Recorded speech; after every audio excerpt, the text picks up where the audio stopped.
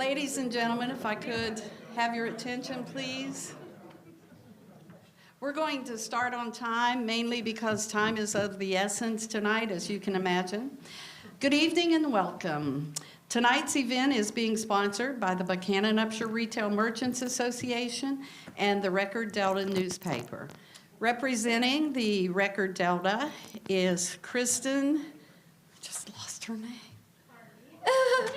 Kristen Harvey, who is a reporter. She just gave me her business card and I laid it down. Kristen, would you stand up? And a round of applause. They really have sponsored us and done well. Burma is the second sponsor of tonight's event. The volunteers that you see manning in all the positions tonight and those who have helped organize it and are not here have been active in it as well. So we thank you for your attendance here tonight. We ask only that due to the large number of positions open, we want you to know the reason we chose candidates were to save time, and they were chosen from those running for the Buchanan City Council and all those seats open on the Upshur County Board of Education. We do have a large number of candidates attending, and we will maximize the time available for questions. There will be just a 5-minute break following the City Council discussions, so the Board of Ed candidates may be seated at the head table. At the conclusion of the forum, you are invited to share the refreshments at the table in the side of the room with coffee, iced tea, and sweet treats, and get to know some of the candidates maybe a little bit more personally. We ask that all cell phones be turned off on silent. And if not, I'm sure Robert's going to raise the thing and boom on you. So please turn those off. We would appreciate it. I also would like to recognize two people that are very valuable here to the city of Buchanan. One is Mayor Robbie Skinner. Robbie, would you stand up? Thank you for being with us. Thank you for being with us. And representing our police department is Sergeant O'Connor, Marshall O'Connor in the back of the room.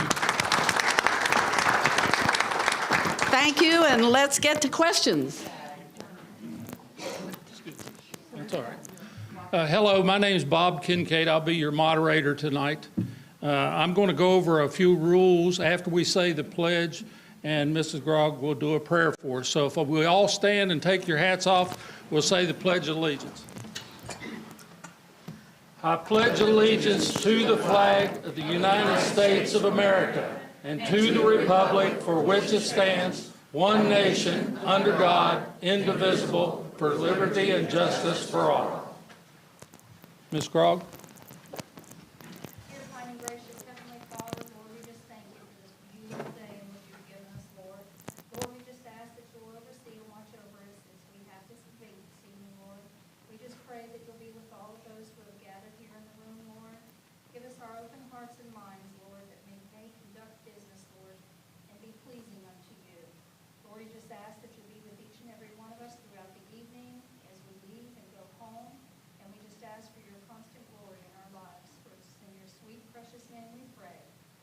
Amen.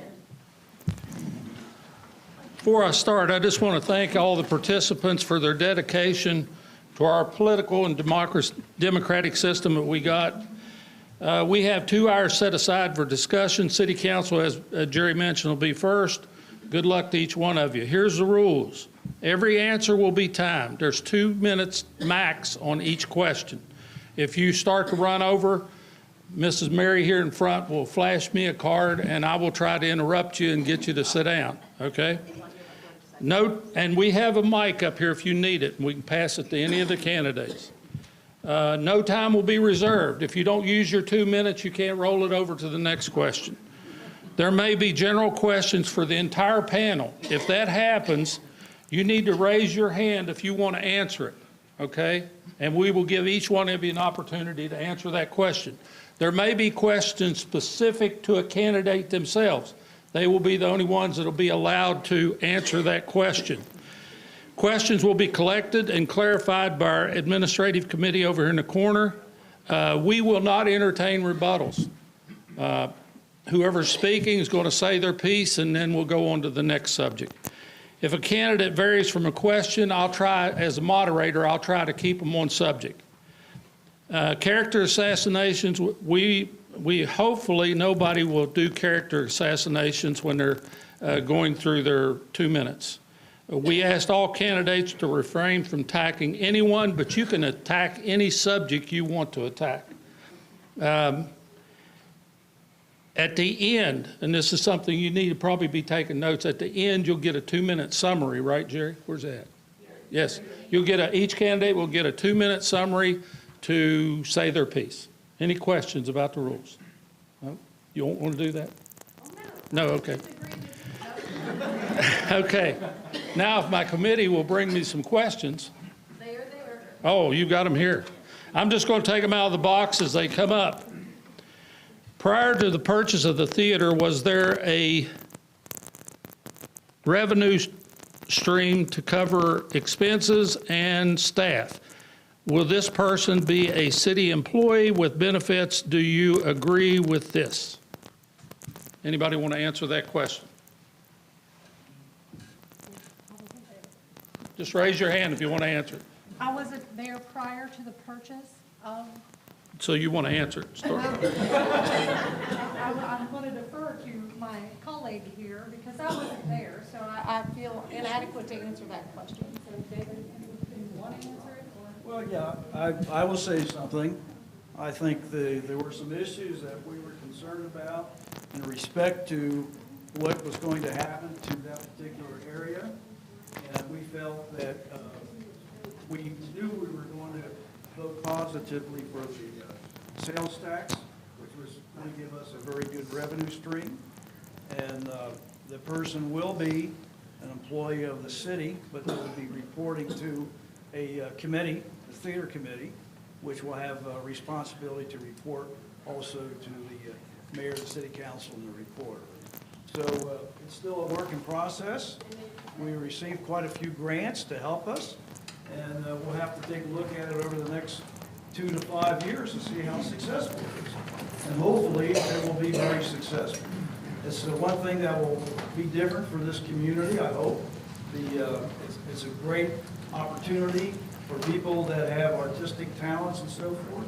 So we just have to see where we are 2 to 5 years from now. Okay, anybody else? Thanks to Burma and the Record Delta for doing tonight's forum. Appreciate you all. Mrs. Caperi is here, and she'd remember that lunch that I had with her back in November of 2016 when we first started the conversation to acquire the building. And she told me at that time that I shared with the council in executive session that there were a couple of other suitors who were looking to buy the property. And frankly, they were going to offer her a little bit more money than what we did. And I'll never forget the exchange that we had when we had lunch, and I said, I've got $50,000 to, and you gave me that look that you sometimes do, and said, Mr. Mayor, I'm going to give you one more chance, and then I'm going to walk away. And I said, you know, I've only got $50,000, but I will go $10,000 of my own money, and hopefully the council will approve it. And that's how strongly I feel about the project. And when we dedicate the completed project, we would put a picture of Joe Caperi in the foyer. Do you remember that conversation? And you looked at me and you reached across and grabbed my hand and said, it's a deal. Nobody else I would have sold it to but you for that price. And we appreciate it. The arts are as important to our youth and to everybody in the community as are athletics and a lot of the other events.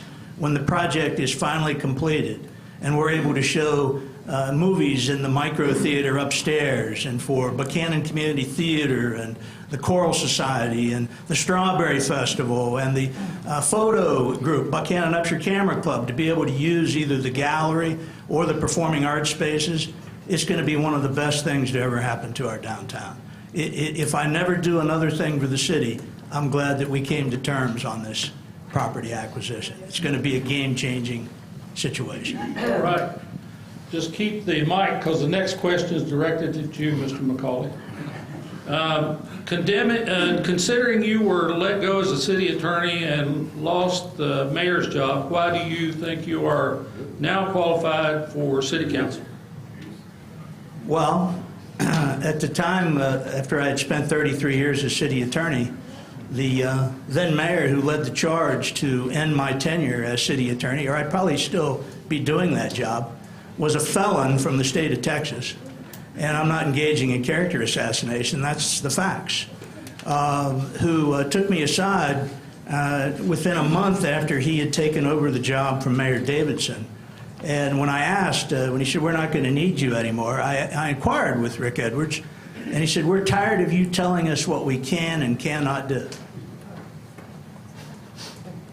That's what 33 years in the job and competent representation of the city get you. 33 years. So I basically, Bob, vowed then and there was an election coming up with filing starting about 6 months after that, and that's what prompted me to run for mayor. Honestly, I've told folks repeatedly I'm not a very good politician.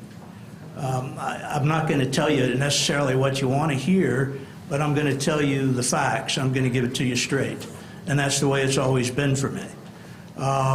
There'd be a lot of folks that would be waffling. There'd be a lot of folks that would kick the can down the road. There'd be a lot of folks that would abstain on important matters that we would want to advance on behalf of the community. I'm not one of those guys.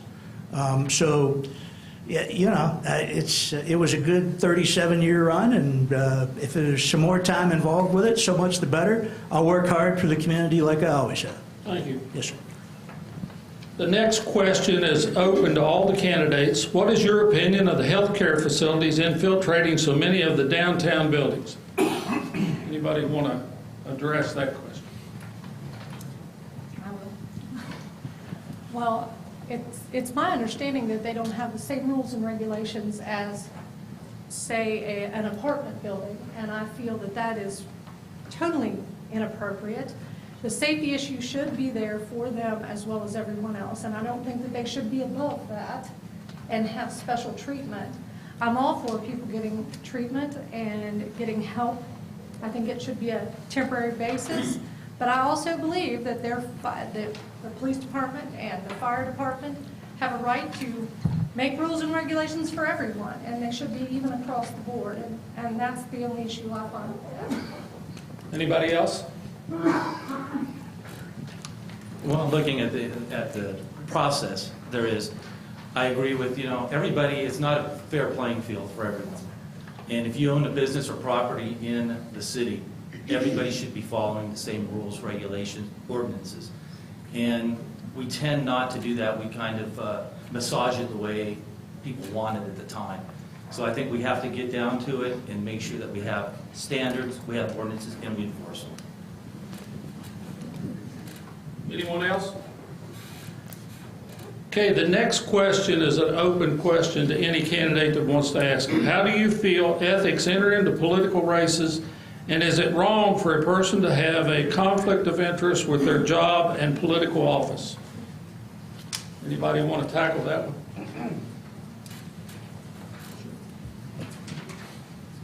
Mr. Jim. Thank you. Again, opinions are, everybody has one here. But when we come down to people making decisions for the city, and they have business interest with someone that it affects, or it affects them because they're involved with someone else, or someone with the county, I don't care how long you've been. If you've been in office 24 years, if you've been in there a long time, you have made connections and commitments, and there's a lot of times that plays into it. So having said what I'm saying, if you have a commitment or you have a relationship, a business relationship with someone in city, county, a contractor to the city, there are things that I think ethically, if we don't enforce, someone should look in the mirror and say, I'm abstaining from any type of votes on this if it's affecting someone or affecting the city on my behalf, and it's going to affect and either be good for me or someone I have business interest with. Anyone else? Back in 1991, when the state passed the ethics laws in West Virginia, I was active in the West Virginia Municipal League, and at the ensuing meeting, I can't remember if it was the spring or summer meeting, I was the keynote speaker before the West Virginia Municipal League to review the statute, which required ethics in local government. And it's absolutely vital that in order for the citizenry to trust and have faith in those who are discharging the duties, whether they like the way it's being discharged or not, that at least they have a sense of integrity. And that's something that was instilled in me by Jim Coleman and Bob Wallace nearly 40 years ago when I started with Coleman and Wallace way back in the early 80s. Ethics is huge to everything we do. Everyone should abide by their ethical nature instead of trying to exploit others or whatever it might be. And with rare exceptions, I'm thinking back over the 37 years I was associated with the city, there were only 3 or 4 instances where I can cite, and I won't cite, where people acted in an unethical kind of a way. Mr. Thomas has been on the council since 2004, and I've never questioned Dave Thomas's ethics. We disagree on things, but I have no concerns about Dave Thomas being a highly ethical guy. So. Thank you. The next question is open to all the candidates on sitting in front of us. What is your position on eminent domain? Anybody? I wholeheartedly disagree with eminent domain. I believe that people work very hard. I can see putting rules and regulations into safety issues. Once again, we can't allow buildings to be a hazard to our community. We cannot allow children to be around those things. And I completely understand that. But eminent domain, it's just a whole different level for me, and I do not agree with it at all. I think that if someone offers you if they're offering to sell you a product and you don't like the price, that gives you no right for eminent domain to just say, well, we're taking it. If you want the building, then you should come up with a price. But I completely disagree with eminent domain. Anyone else? Well, you know, the lawyer in me can't let a legal question go by without offering some insight. Eminent domain has been a part of our Constitution since it was ratified in 1788. It's right in the Constitution. And there's a school of philosophy known as utilitarianism that, particularly in politics, people have to look out after the greater good. And for example, let's say that there's property abutting the local hospital, or abutting the courthouse, or abutting one of our public schools, or abutting our city water plant or sewer plant that we need to expand for some reason. And you've got someone, you do an appraisal and you offer them appraised value and then some, and they still think that because they have this notion that there are bottomless tills of money with local government, which there isn't, that they're going to hold somebody over the barrel because somebody else wants to buy it. We've been involved in eminent domain cases in this community where the property was up for sale, and after an offer is made at the sale, they decline to accept that price. That's wrong. That's wrong. Sometimes we got to look out after the better good. We all benefit from better schools and from clean water and sewer plants and things like that. So eminent domain is an important function that's been a part of our republic since the Constitution was ratified in 1788. So I certainly think there are cases that eminent domain is called for. Thank you. Anybody else? Okay, the next question is open to all the panel. Can you share with us a time in your life when you changed your view on something when presented with new demonstrable facts? Sorry, I talked a lot. Yeah, there was a couple of things, and I think a lot about that. There were a couple of things that were coming up on city agenda, and I went in the building knowing what I was voting. And, you know, just like anything in any business, when you have more evidence presented before you, sometimes that makes you change. And I came to the conclusion on a couple of items that once all the facts were in, it was a benefit to the city. So my opinion no longer mattered. It was a benefit for the community. And yes, I completely changed my outlook on the purchase. So yes. Anyone else? You?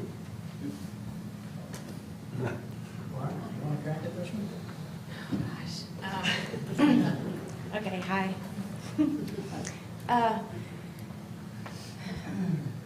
Well, I definitely had a view of people being good, kind-hearted people. That changed a few years ago when there was a lot of hate being spewed out in town. I think we need to do more to eliminate that. I mean, I'd like everybody to accept everyone, you know, and open their hearts to differences.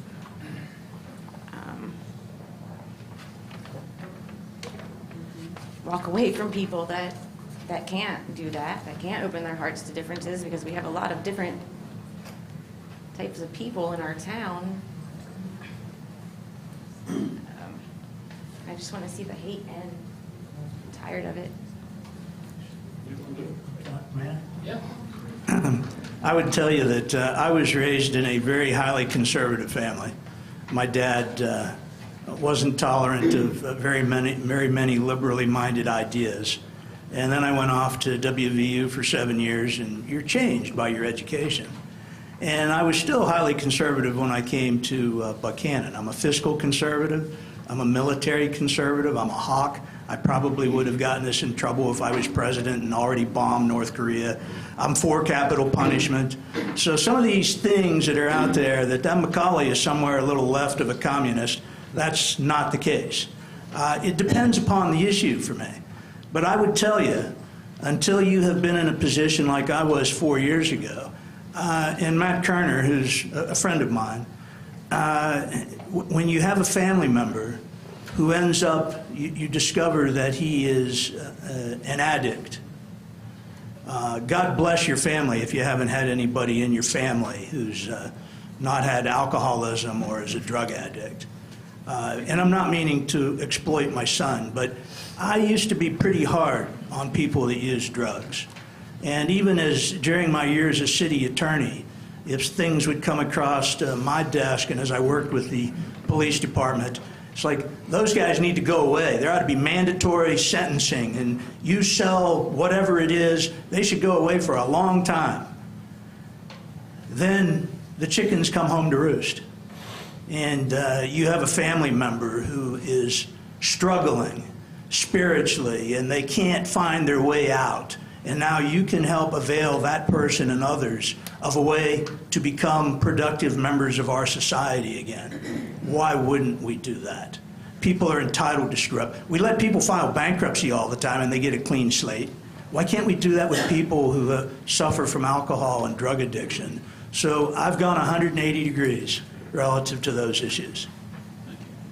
Anybody else? Yes, sir? Me? Yes? Do I need that? Yes, you do. Okay. Do I really need this or what? I think we all do that occasionally, and I know I did it recently in the last number of years, and it was when Donald Trump was running against Hillary Clinton. And I was not a big fan of Hillary Clinton at all. And I really listened to Trump a lot and thought he had good policies and procedures. But at one point in time, he was in a van, and he didn't know that a mic was on, and they were taping what he said, and he made some derogatory comments about girls and women, and it was pretty, I didn't like it. And I have 2 daughters. So I didn't vote for Hillary Clinton, but I didn't vote for Trump either. And but I did vote for him eventually after I thought he cleaned up his act a little bit the second time. And I do think his policies and procedures were right on. And I think we should go that direction again. But, Thank you, Dave. yeah, thank you. Anyone else? Okay, Mr. McCauley. This one's directed for you. Why did you dismiss so many of the previous administration's committee members when taking office as mayor before?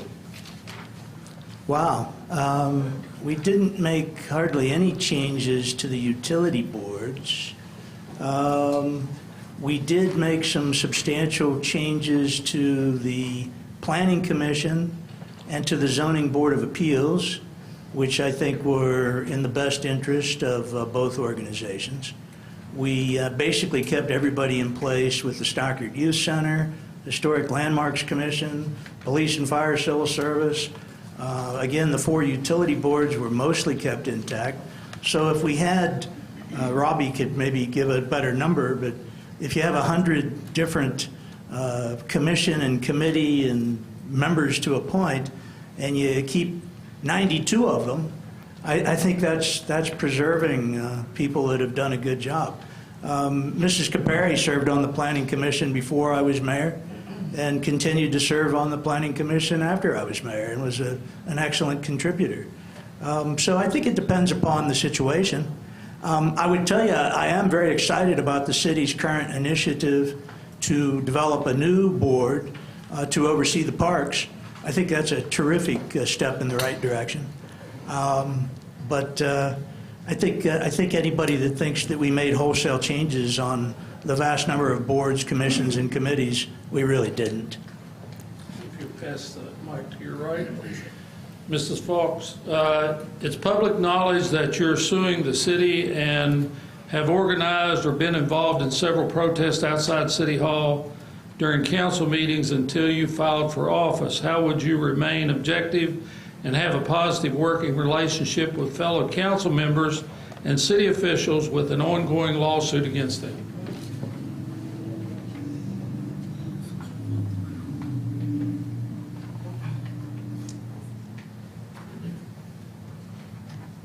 Well, I don't have any individual issues with the people I would be working with. I can't really talk about my lawsuit.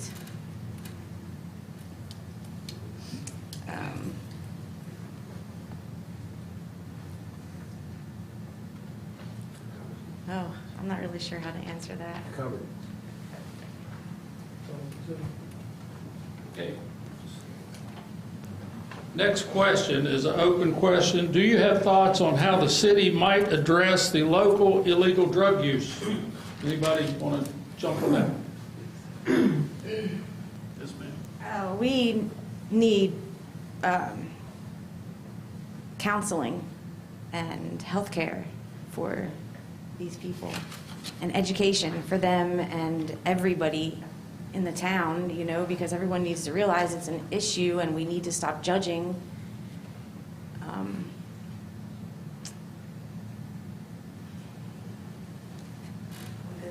Okay, anybody else? Yes, sir. You know, it's a good question to bring up for the city, but it's also county, it's state. We have an issue. We have a really bad issue. And the city can't fix it themselves. But we need to get somebody, we need to get with the county. We're talking about community care purchasing a building here in town. I happen to have some personal views on that with my daughter, works with one of the groups here, and she is a therapist. And I'll tell you, I agree, we need counseling. The thing I've heard, we need to help people. Throwing them in behind bars, we're not doing them any good. We're not doing any good for ourselves. It's a revolving door. We need to spend some time counseling them, leading them down the right path and trying to get them going in the right direction. There's times where we're going to have to throw up our arms, I understand that. But if we don't try and we don't start somewhere and get some type of programs more, there isn't enough 28-day programs available. And 28 days doesn't help anybody, and I think Mr. McCauley alluded to that. 28 days is just you're not doing anything. We need it to where these people can come in and know there's somebody there. Even if it's a day thing where they come in at 7 o'clock in the morning and they're there till 7 in the evening.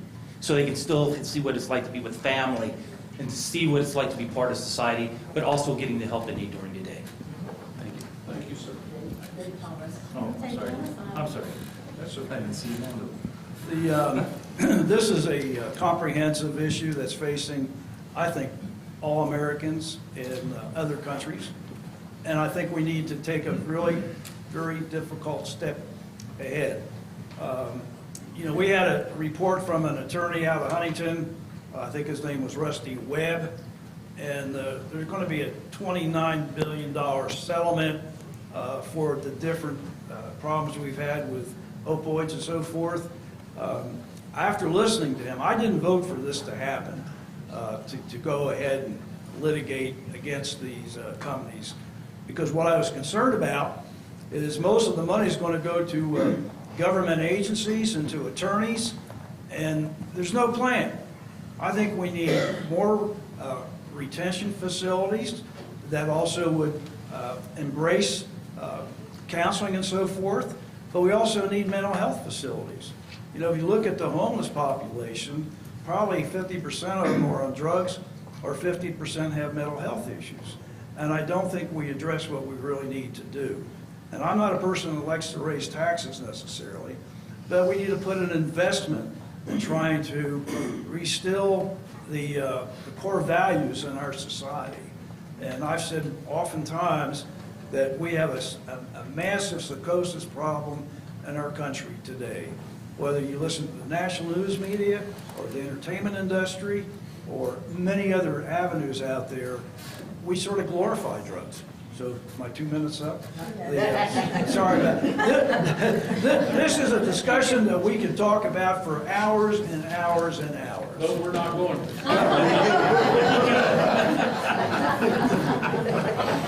Call me at home and I'll tell you what. I'm going to reiterate what Mr. Thomas said. I believe we need facilities. But it's also a case-by-case situation. There are people on the streets that are mentally ill doing drugs as a way to escape that illness. That's a completely different situation than someone just handling drugs just to be doing drugs. Selling drugs is a completely different issue. But we also have to address the laws, the state laws. Nothing happens. When the police officers, I've talked to many of them, they do their job, they go through the system, and then they're let back out within a week. And they're doing the same thing over and over. I think a lot of times we don't do preventive care, we do aftercare, and a lot of times that's just too late. We need to really get to these children before the addiction takes over.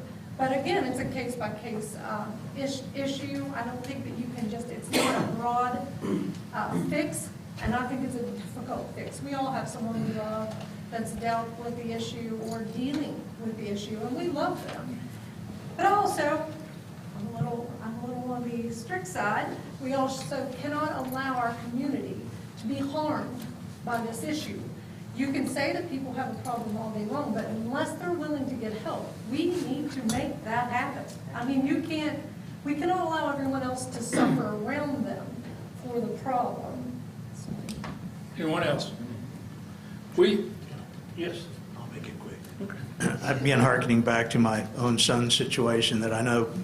I look around the room and I know people here who have had addiction impact their families as well as mine. I would just say that I mostly agree with what Jim said, except sometimes a short stint in jail is what's necessary. It's a little bit like the bucket of cold ice water being thrown in somebody's face. When my son was arrested for meth, I would just say that 5.5 months, and that doesn't seem like a lot of time to some folks, that he spent in the Taggart Valley Jail without any visitors or anything else. It took me up until Christmas Eve, and he'd been in jail for about 4 months when I went to see him for the first time. And I just tried to explain to him that you needed to have this time to dry out, to think straight. So I mostly agree with Jim, but I think a short period of time in jail to get people clean so that then they can be introduced to something like our outstanding drug court that we have in the Upshur County, that the Upshur County Circuit Court sponsors. Gosh, Jake Rieger bought into that hook, line, and sinker, and they're just tremendous folks that work in the probation parole area that oversee the drug court. God bless them all. Connor graduated from drug court after 2 years of intense, first few months it was every day. You had to check in, and then it's every twice a week, and then it's once a week, and then it's once a month. And he's a certified electrician and welder down in Asheville, North Carolina, making all kinds of money, and he's got a good life, and he's got a boat and a motorcycle and a car, and it's worth giving people a second chance for. I'm living proof of it. Thank you, sir. Thank you. This next one is an open question for anybody on the panel. Should the city have concerns employing a theater director and the compensation package that goes along with it? Anybody?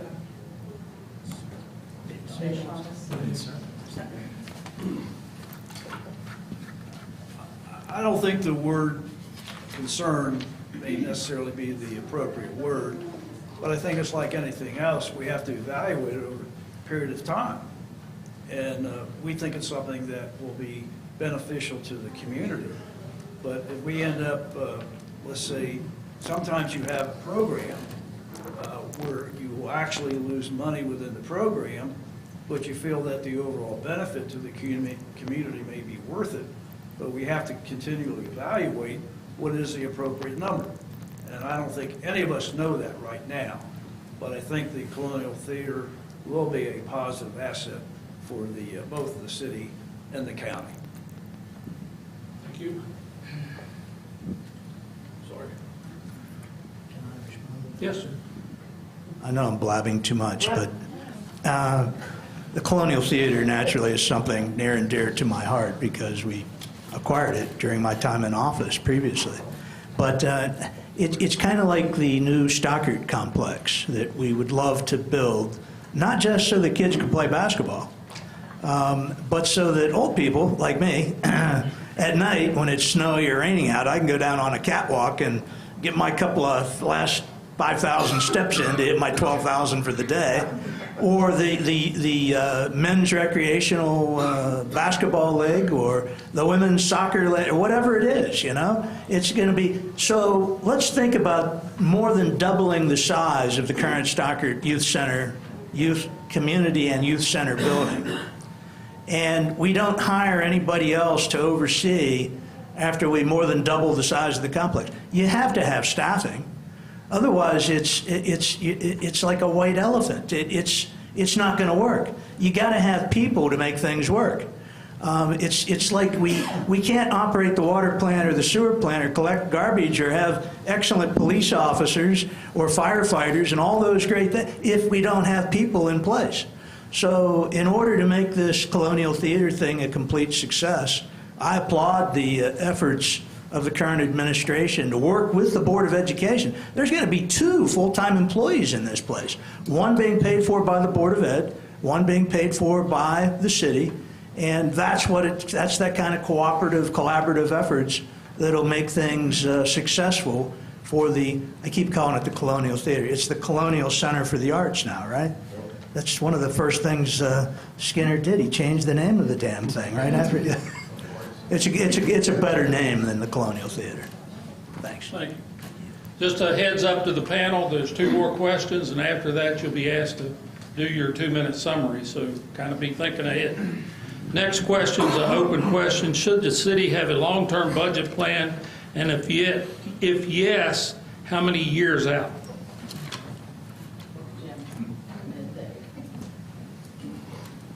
Well, my background happens to be in operations.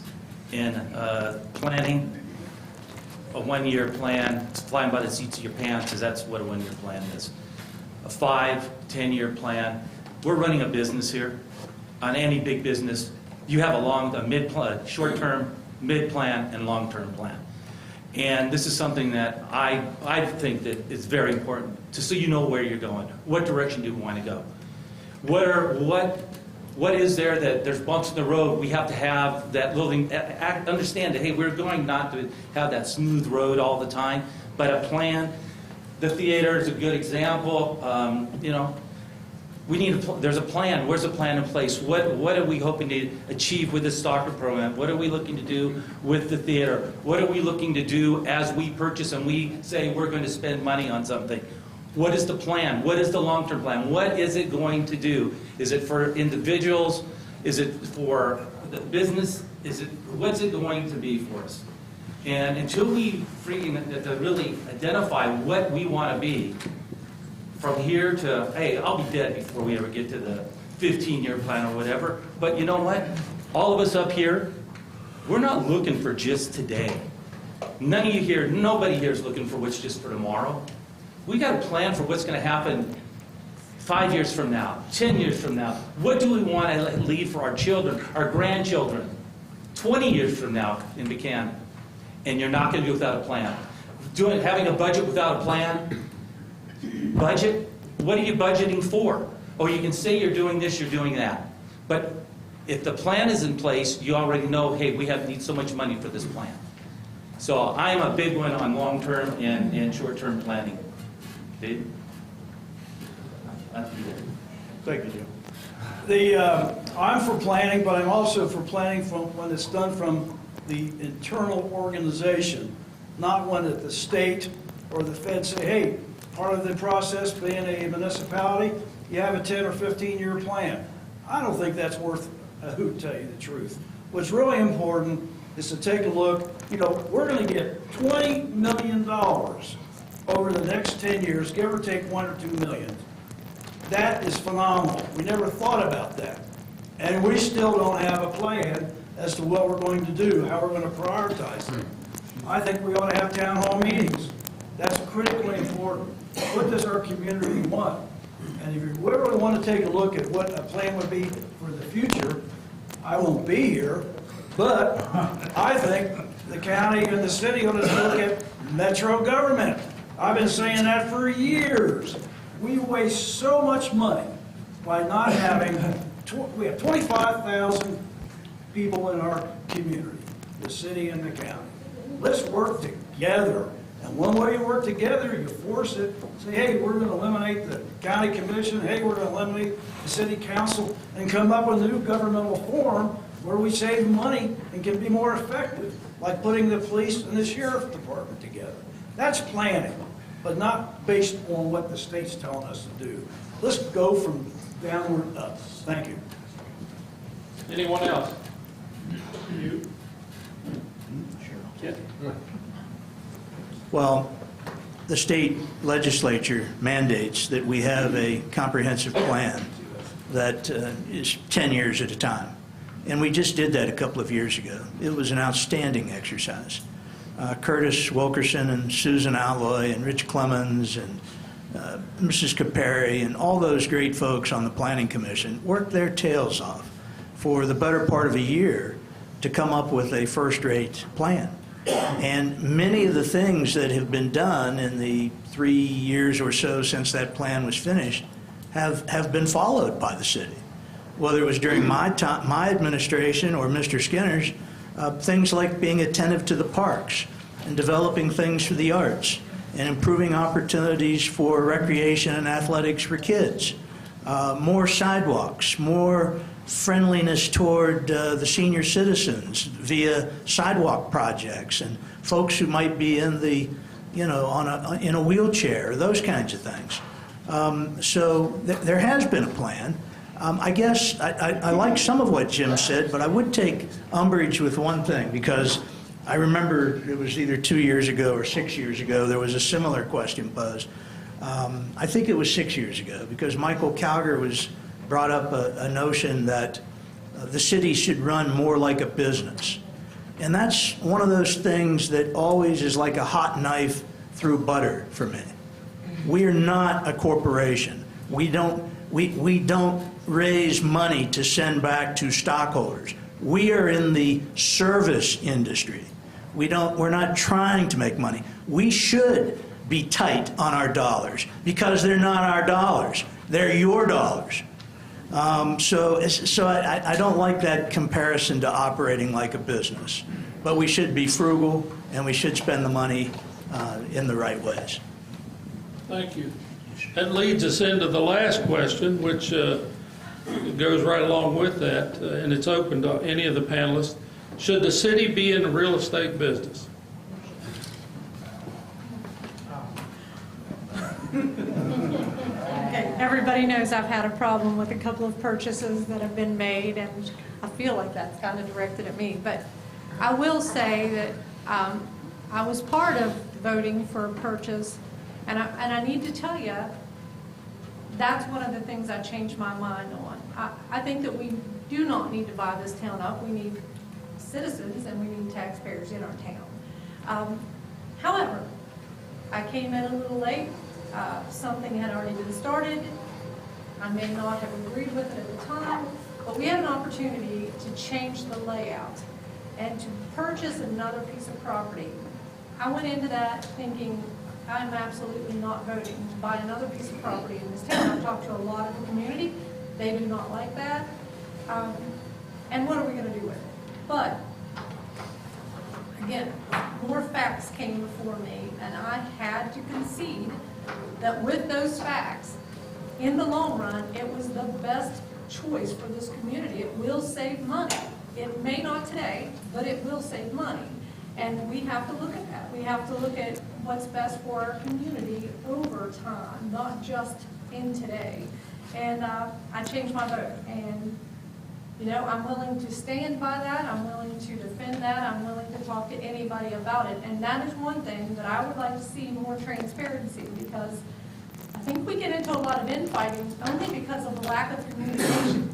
We don't explain ourselves well, and we need to start doing that. And we need to connect with you more. So my time's up. Thanks. You know, I think a good example of not being in long-term real estate investments, but the short-term where there's property that has fallen into disrepair, it's available to purchase, and the city can purchase it at the right price, and we can turn around, get it ready, and get it out there, and let's put it up as we are. And in a couple places, we're selling property off. But we're selling to someone, they're going to do something with it. They're going to help the neighborhood that is you know, ruining property value, being sitting there falling apart.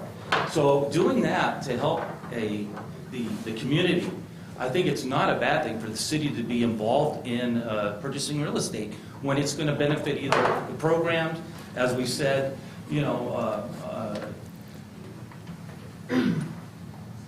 parking, we've made some investments for that we have more parking, doing the housing as far as houses to help the neighborhoods, or if it's to help where we're looking at doing a project that we need the property, and instead of an eminent domain, we can buy it for a fair price. I'm all for it, because then what we're doing is we're also building good partnership. Because I'll tell you, eminent domain, you want to start doing that and start getting people separate, to just start bickering and go in different directions. If we can do it the way we have been doing it, I think we're doing it the right way. Anybody else? Okay, I'll just tell a quick story. Back in 2001, I think it was, Nancy Shobe, Binky Poundstone had died in September of 2000, and for the better part of the next 2 years, Nancy Shobe acted as mayor. And it was during that time that Mickey Simmons, his Foodland operation, because Walmart had just opened, and he couldn't sustain his supermarket. It was a sad day for me, because I just live 6 doors away, and I could push my cart down to Foodland and get the groceries and then take the cart back. But to make the long story short, the property came available. The Chase Bank was going to sell it. We were already looking for a new fire station site because we had outgrown the old one where the bank is down on the corner of Locust and Main. And so we contact Chase Bank, and they say, well, we have an appraisal for $2.4 million. And we're like, oh, holy crap, how are we ever going to come up with that kind of money? And then the gal said, we talked, she was in Columbus, I think her name was Diane. She said, but make us an offer. So Nancy and I get together and we come up with what we think the city could afford, and we have an executive session of council, and we call the bank and say, we offer you $600,000. And there's silence on the other end. We'll take your offer under advisement. They called back a week later and said, we reject your offer, but we would accept $607,500. It was the steal of the century. We had a city engineer who said, you can't turn a supermarket into a public safety complex. Well, I was damn determined that we were going to turn that place into the best public safety complex, and look what we've got today. So sometimes investment in real estate will yield you a great outcome, as is our public safety complex. Okay, we're going to start our summary session, and once it's over, we're going to take a 5-minute pause, and the folks from the board will put your name tapes out up here. You need to come up here, and our good city council members go back. So we'll start down here. We'll start in alphabetical order. 2-minute summary. Well, I've been learning a lot through all of this process, and I've been meeting a lot of people, and I really didn't prepare a 2-minute speech. I stand for equality. I want to see people come together. We have a diverse town, and that's my main platform. I want to help the homeless population. I want to help them, I want to help people who are renting. They're obviously having trouble taking risks renting to, addicts, and I get that. There's got to be solutions for that. I just want to work together with everybody. I mean, when there's issues that come up and we can find ways to hear from the majority, the entire town, we can send out surveys and just try to get, everybody's voices heard and included.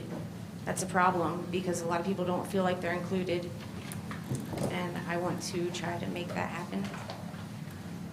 And I just am grateful to be here. Thank you for having this forum and giving me this opportunity, and thank you to the other candidates who came and participated, and that's all.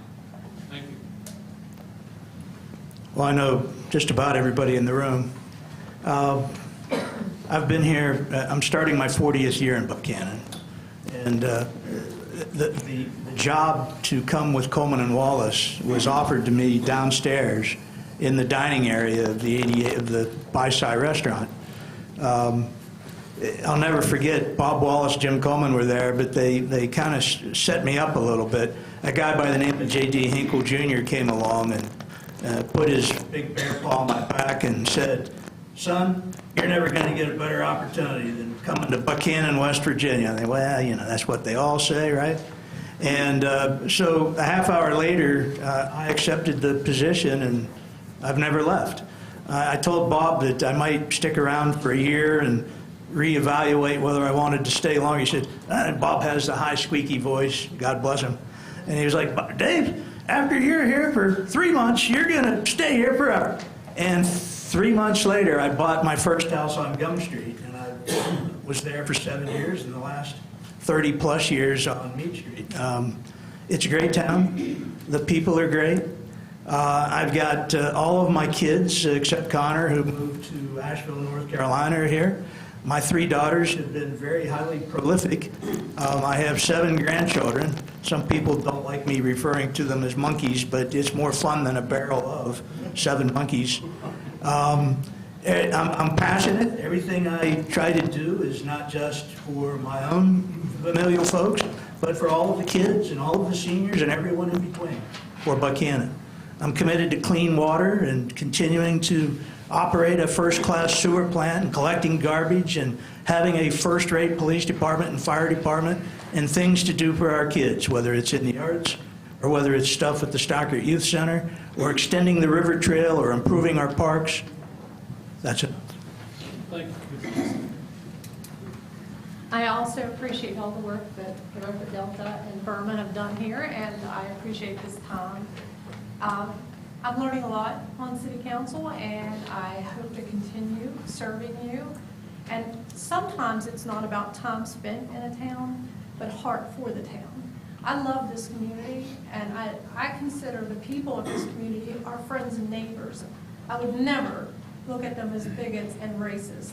And I would stand for you, for us, and for this community. I was born and raised, third generation here. My grandmother graduated from West Virginia Wesleyan campus when there was one building. I have blood in this game. I love this community.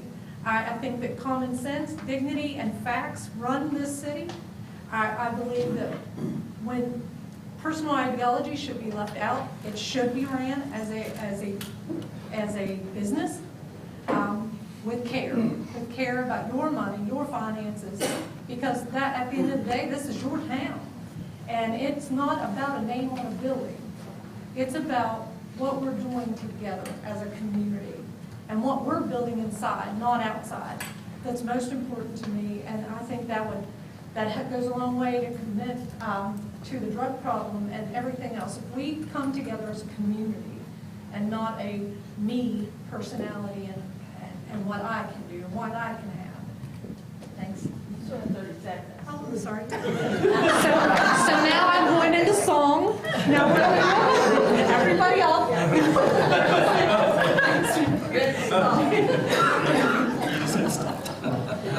Can I have 30 more seconds? I probably will get some people upset with my last 2 minutes, and I don't mean to do that, but in some ways I guess I do. I believe in transparency. It's critically important. And I'm also a big hypocrite. I believe in term limits. And this is my 6th term I'm running for. So what is wrong with me? I've talked to Bill Hamilton about this. But I wish we could have rebuttals, because I don't agree with Mr. McCauley sometime. I became extremely disappointed when he kept saying the word transparency. And it did not exist.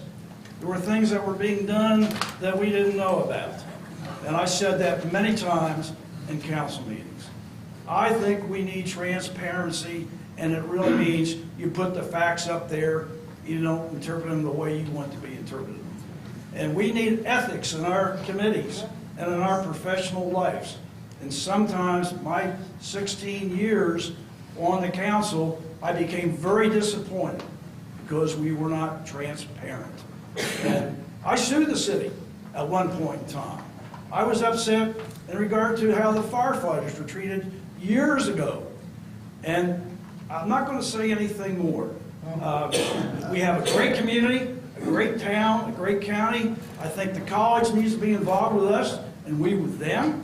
I would love to see 3 ex officio members, 1 commissioner or somebody on the county, 1 city council member or somebody that's higher up in the employment system, and somebody with maybe a St. Joe's. Or, you know, the college needs to be aware of what happens with this county and city and the other organizations.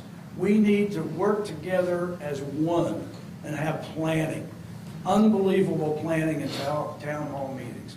And I would like to see rebuttals once in a while with a meeting like this, because it'll be very interesting. We probably could sell it and make some money. Thank you. Oh, it's a tough one to follow. Anyway, well, you know, I guess I'm the new one here. My wife and I moved back here 5 years ago. Her family's been in Buchanan, well, generations and generations.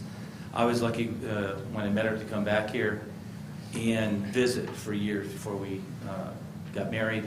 And I said, you know what, that's the town I want to retire in. I go, this is community. These are people that look out for each other. And, well, what happened is I was supposed to retire at 65, it was this year.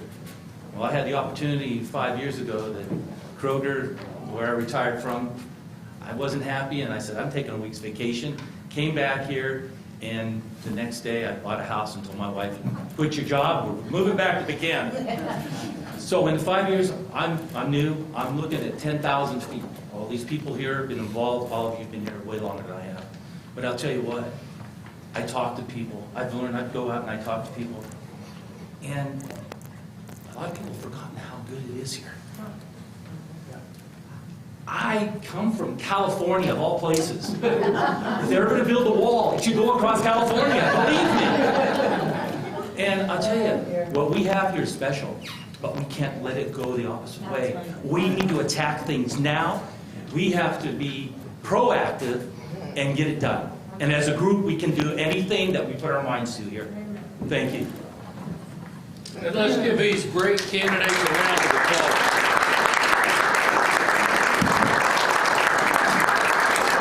Thank you, and if you would take your seats over there, we'll switch out and we'll get started.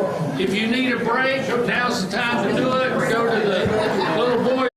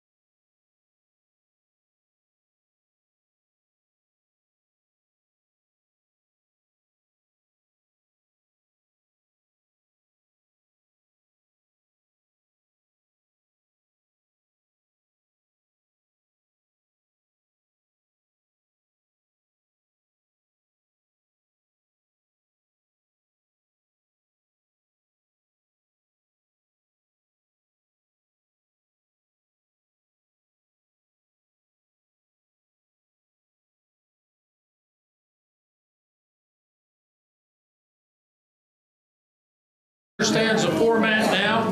We used the city council folks as guinea pigs. Now we got the big group up here. And I will say one comment. Education in this community probably is the #1 issue. So let's go after it. This is an open question for all candidates. Please raise your hand if you want to participate, and we'll try to keep track of you. What did you think about the recent bond and why? Introduce yourself. Sherry Dean. I don't understand. I really don't. And I'm guilty because I didn't go to any of the board meetings, and we should have. We just come through a pandemic. People lost their jobs. People was struggling to keep food on the table and the lights on in their homes. Now, do we need a new middle school? Yes, but do we need something like that right now? Taxpayers can't afford that. We can't do that. And why, and I'm asking, why did a board approve for this to happen? It had to take board approval. So why put that burden on our community?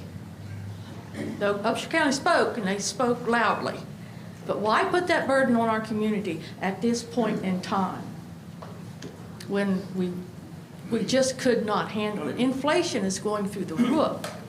Trying to feed a family of 4, I can't even imagine. I'm grandma now. I don't have to. So I can't imagine the cost of that.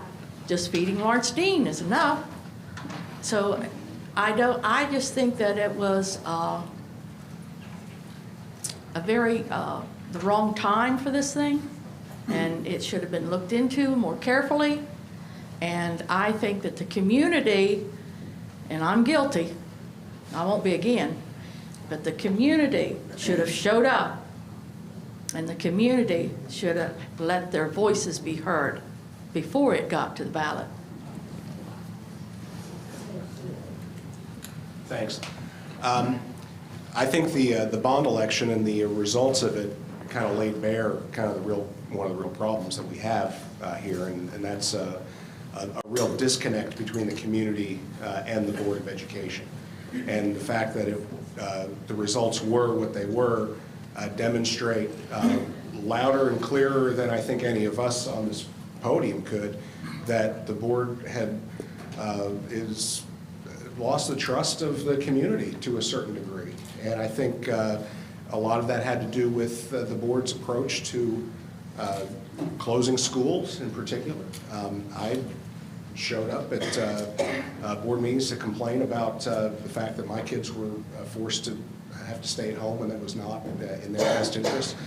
But we absolutely need a new middle school. There's no question about it. And that can't happen until there is a reestablishment of trust between the community and the board itself. And I'm Robert Osborne, and I do agree that we do need a new middle school, but the timing was not right.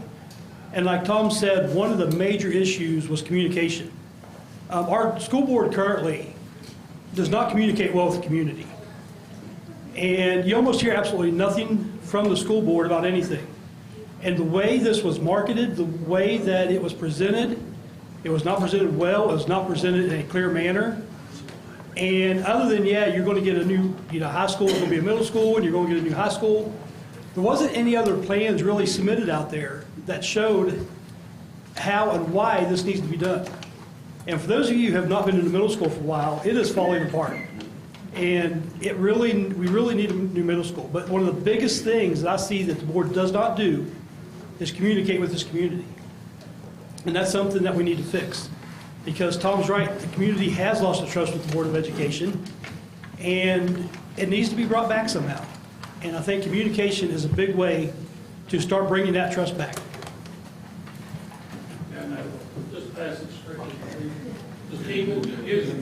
All right, I'll keep mine short because I pretty much agree with everybody else. The communication, now was not the time. The pandemic with everybody. Like Sherry said, they've lost jobs. You know, it's a big struggle. We definitely do need a middle school, but I don't think it's a good time. We have a levy that's going to end in a couple of years that we're paying on our taxes now. So, maybe in a couple of years we can evaluate a bond if we don't vote the levy back in. So maybe that can take place of what we're paying for now. But I do agree the communication there, and I don't know if it's a lack of communication. I feel like the current board is just one-sided. It's the decisions are all there, not to the community. So I think we need to be more open about what's going on. And I think with social media, even that's a good place to advertise this stuff. These events are going to happen. Why aren't we posting when, what are these decisions about and when are they going to happen? So that's all I have. I think there's not one person up here that's not going to say that we need a new middle school. It's the 5 years that I was superintendent, we put a lot of money into that building, trying to keep it up and running and keep it so that for the health of the students that were there. I agree, the timing was not good. We're going through a pandemic. We've gone through a lot of changes. It just was not a good time. And I think I even told a few people that, as an outsider now, that needed to be maybe done later down the road. When I first retired, the first time, I was asked to come back because we're getting ready to do a new levy. And I know a lot of people in this county, and they realized that I knew a lot of people in the county, so they said, what could you do to help us get this levy passed? And I said, I'm willing to go to any group in any part of the county and talk to them about why we need this levy. And I did that. And we passed it overwhelmingly. So I think timing is everything, communication, making sure that you go to every small group, any group in the county that will have you, and talk to them about it. They don't always agree with you, but at least they listen. If you think that we don't need a new middle school, you haven't been there. It is falling apart. And I've made the statements in the past, you can put lipstick on a pig, it's still going to be a pig. Our kids deserve the best education we can provide for them. With that being said, yes, the time was an issue. I think the bigger issue was the lack of transparency. I heard City Council up here, and Jim stated several times, transparency is a must in everything that we do. Whether it's a bond for a school or whether it is a budget, we have to be transparent to the community, and I think that is something that we have lost. And I think it's something that we deserve to know as citizens, as taxpayers. We deserve to know where our dollars are going, and we deserve complete transparency from the board.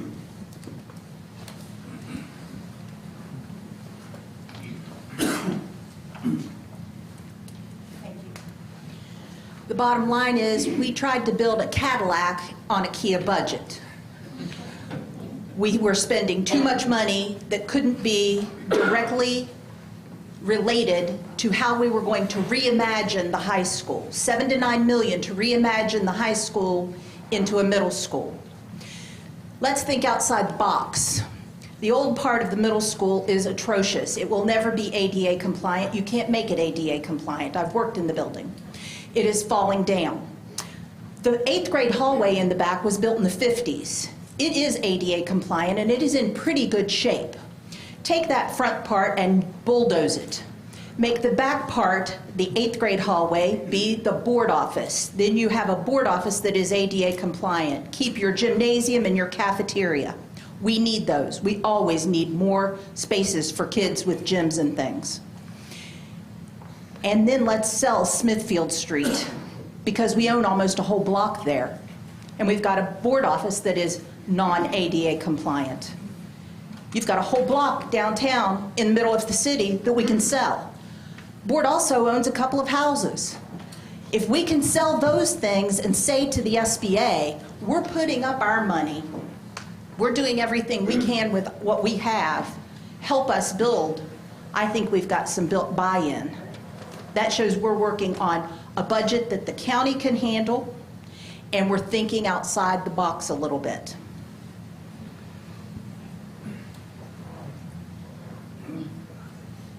So I'll say this, it was proposed as $70 million, okay, 70. About 20, and I'm just using rough numbers here, was coming from the school building authority. The remainder of that was coming from this community, and this community cannot afford it. It's in poverty. Let's face it, we're talking about buildings around the town that aren't up to par. Why aren't they? We're all in this room together. We're all leaders in this room. We can see it. Okay, and math on that for the interest, that didn't even include the interest. That's just the $70 million. Interest on a $70 million loan, and that wasn't a loan, that was a bond. It pushes it up to $98 million. Where was the rest of that coming from? It was expected to come from this community. Look at the way that it was written on that ballot. It was written in such a way that it could be whatever needed to be done could be done to achieve it. Go back and read it. Pull up the sample ballot. You'll see it. It's not the building that we need to focus on. It's the people. Okay? The people, if we get focused on the building and not the people, we end up talking about the rest of the issues that have come up in this room this evening. Drugs, alcohol, all the other things. We've got to get our minds on the things that matter first, which is the people. Then the people will start to see a change, and they'll start to buy into it, and then more people are going to want to come, like you who came from California.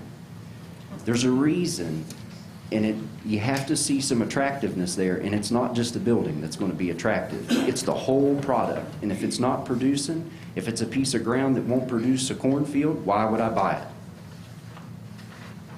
Anyone else? I will keep it short. You know, I agree with what everybody said, pretty much. But, folks, we need a new middle school. Some way, somehow, we have to find one. I worked in that building for 27 years, and it was falling apart then. It's falling apart now. And, like Brandon Wiese said, you can put lipstick on pig, but it's still big. Any way you look at it. We're going to have to go to the school building authority. We're going to have to find a way to get it done. There's no other way about it. I hear a lot about community. You know what? Our number one priority, yes, community is important, but it's the kids that go to these schools. It's the students that attend in these buildings. They're the ones we have to look out for. That's what our job on the Board of Education is going to be. And we have to find a way to provide them with the best education we can in Upshur County. And we'll talk more about that later, I'm sure, with the other questions. And I'll quit with that one. Anyone else? All right, our next question is an open question, and it's to all the members. Are you aware children are afraid and some feel unsafe using the school bathroom facilities? How might the schools address this fear?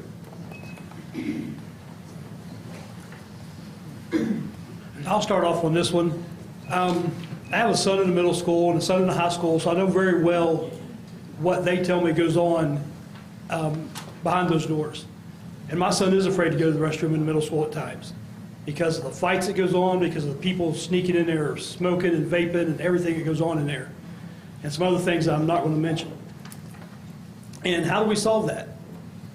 Part of the way we can solve that is by having more presence in the hallways and in these areas during the day, during the change of classes, and that type of thing. You know, teachers, principals can be out in the hallways, monitoring areas. I would like to see, and I've already got like 10 or 12 people who would volunteer for this, but a volunteer group from the community to help monitor some of these school areas. You know, there's a lot of retired people looking for things to do that love kids. Why not let them come and sit in the hallways for a while? They get an opportunity to talk to the kids and watch some areas and be able to report things that they see. You know, the biggest thing that the reason that's happening is because nobody is out there watching these kids during the change of classes and during the times that they're in the hallway. So we need to find a way, you know, to keep that intact. And I think a volunteer program, you know, you can vet people, you can, you know, get them into schools, and, you know, that would help solve a lot of the problems, I think. The first question that I'd ask is, where's the pro officer? when this is going on. We've got a great partnership with the Upshur County Sheriff's Department and the Board of Education to provide presence of sheriff's deputies in our school facilities. And when we're hearing what Robert's talking about, or this internet fad of destruction of property and that was going on some time ago, I'd want to ask, before I could give you an answer, I'd want to ask some more questions. And the first one is, what's the role of the pro officer in this circumstance, and does he need backup? Do we need to kind of revisit and enhance the services that are being provided in that respect? Anyone else?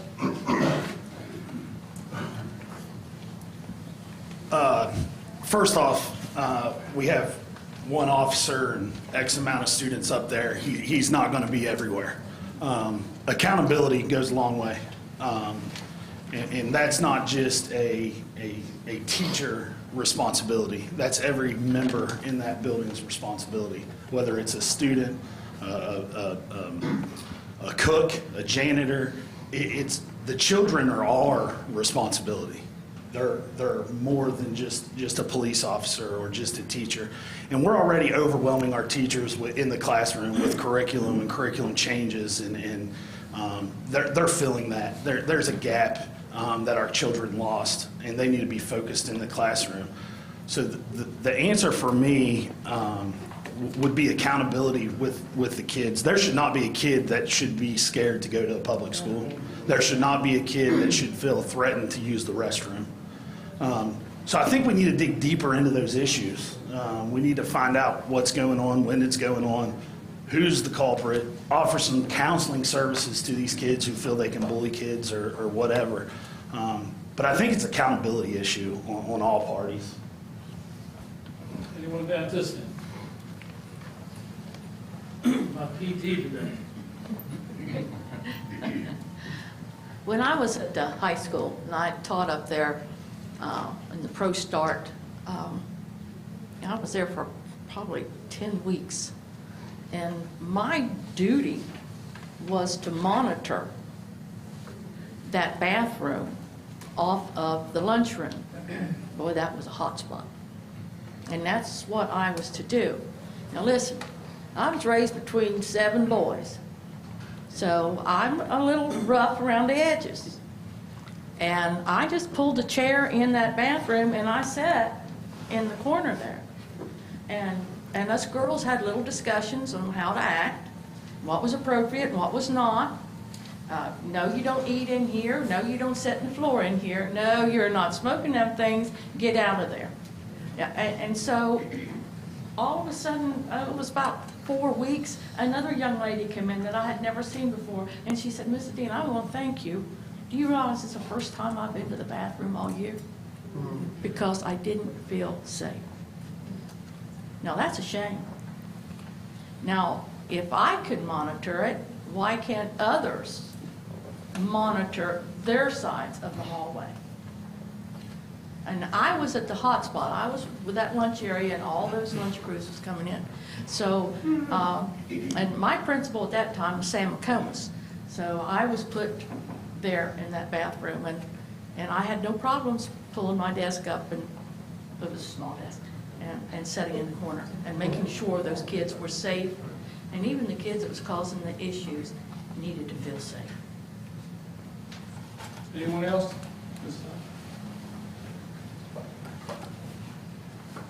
I think the first thing I see after being to the board meetings and using the restroom there off of the high school cafeteria, we're creating an atmosphere for people to get in and engage in the bullying situation. All the urinals have zero privacy boundaries between them. And let's face it, 1 boy is all boy, 2 boys is half a boy, and 3 boys is no boy at all. And so we're just opening it up and entertaining stuff like that happening in the bathrooms. And I think there's a bigger issue that we need to address too. That before I would speak into it, I want to know where the current board stands, and I want to know where our legislative members in Charleston stand on how it's being addressed.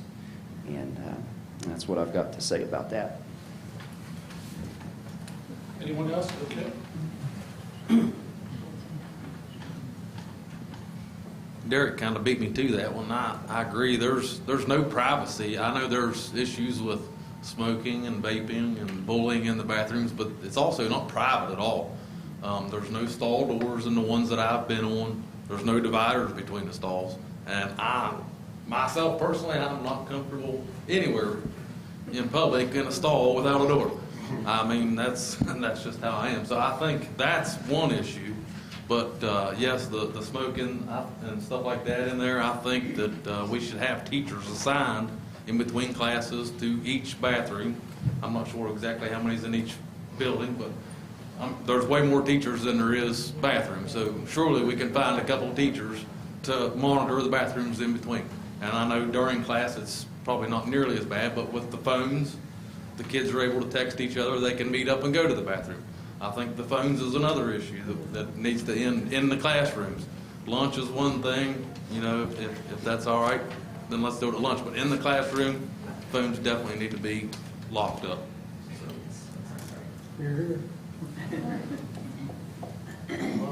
Good question. Okay, next one. Yes, somebody? The next one is an open question for the panel itself. Do you feel the community has a right to be aware of Upshur County staff disciplinary actions? And I'm assuming they're talking about the current board. How would you approach this issue?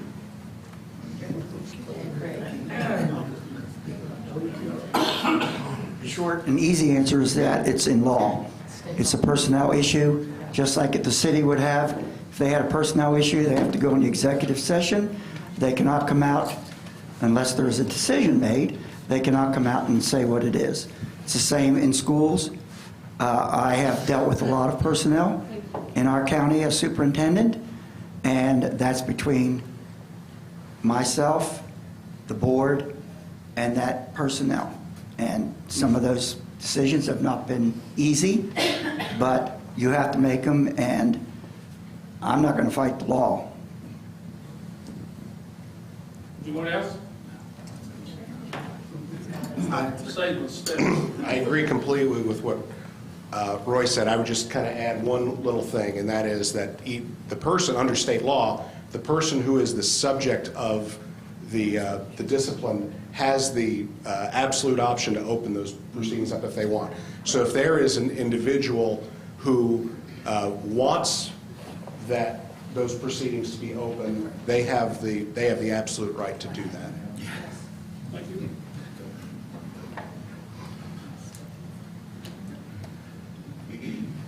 So I think we can explore this a little farther through the law that's there. I don't understand how it cannot be publicly stated what the scenario was. We don't have to talk about names. It's not a gossip session. But recently, if you go look at Jackson County Schools, which is one of the top 5 in West Virginia, they had an instance that occurred where somebody had a weapon on a bus.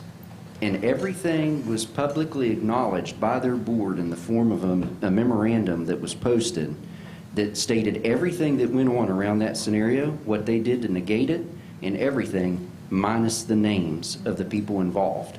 And so when it comes to transparency, we have to figure out how we can do that within the legal bounds and still let the community know what's going on. Because otherwise it just looks like we're hiding it under the table. And that's not the way it needs to be done. So I think we can, the law might be there, but how do we do it and make it more transparent? We have to follow state law. There's procedures. You follow the law. Otherwise, you have grievances, which then cost the board money, it's difficult. And I agree with transparency, but this was a question about disciplining of employees.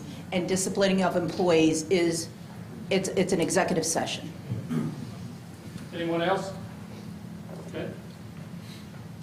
The next question is also open to everyone, and they put a little remark here, if possible.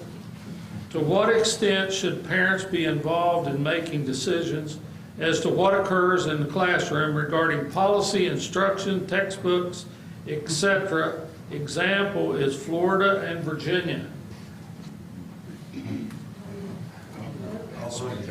I can't speak to Florida and Virginia, but what I would say is that parents, aside from the students themselves, I think our parents are our most important stakeholders within the educational system, and the parents should have a great deal of latitude. Now, the biggest impact that parents have on those issues, curriculum and so forth, is, sitting in front of you now in this election coming up on May 10th. That is the biggest impact that parents can have, and parents choosing someone who is going to represent their values and their priorities, and making sure that the things that our students are being taught in our public schools reflect the values and priorities of the community. And the word transparency has been used a lot, and I think it's important, and there's a good reason for that, is because it's one of the most important values that any person who holds a position of public responsibility or public trust should, they need to put that at the forefront of everything, because these decisions do not belong to the bodies themselves. They belong to the public. There's no such thing as, the board's this or the board's that. It all belongs to the taxpayer ultimately, and that is who the board has to be ultimately responsible to. I'm going to try to answer this question honestly, and I'm not going to guarantee you my words are going to come out properly, so I apologize ahead of time. But as I look at our Upshur County school system in its current state, we have got away from actually teaching education. It's becoming more of a teaching social life, and I'm all for equality and all that. But in the classroom itself, we need to get back to teaching education. I was at the high school Canada Forum there a few days ago, and there was a young lady who, and this really hit me hard, but she stood up and with the superintendent right behind her said, "I do not feel that our school system prepared me for college." So we got to think why. Why are these kids not being prepared for college? It's because we're getting away from teaching education and turning toward all this other stuff that don't really need to be taught in the classroom. Some of that stuff can be taught at home, in different areas, different after-school activities, all that kind of stuff. And I'm not singling anything out, but the classroom needs to be for education. We need to be teaching our kids how to write cursive. My one son can barely sign his name because he's never been taught cursive other than what we taught him at home. We need to get back to teaching education in the classroom. And I don't know if that's coming out the way I want it to come out or not, but, that's my views on, and parents should have a say to some of that. A lot of what's taught is state mandated, unfortunately. But parents do need to have some choice as to what's taught in the classroom.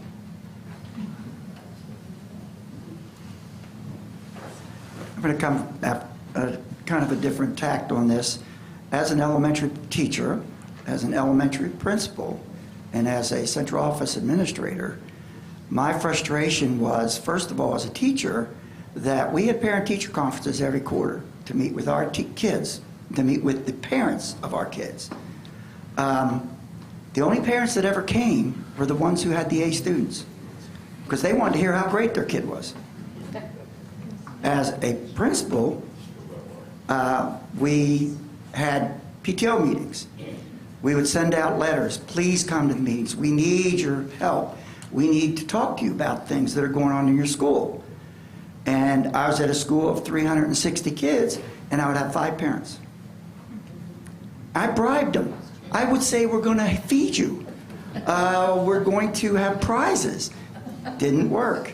The only way I was able to get parents to come to school to talk to their teachers about their kids and about what's going on is we did a little thing out at Union where the kids were part of the parent-teacher conference. We had the room set up so that the kids kept the portfolio of their work.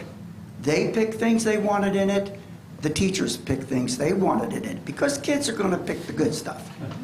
And they're not always going to pick the bad stuff.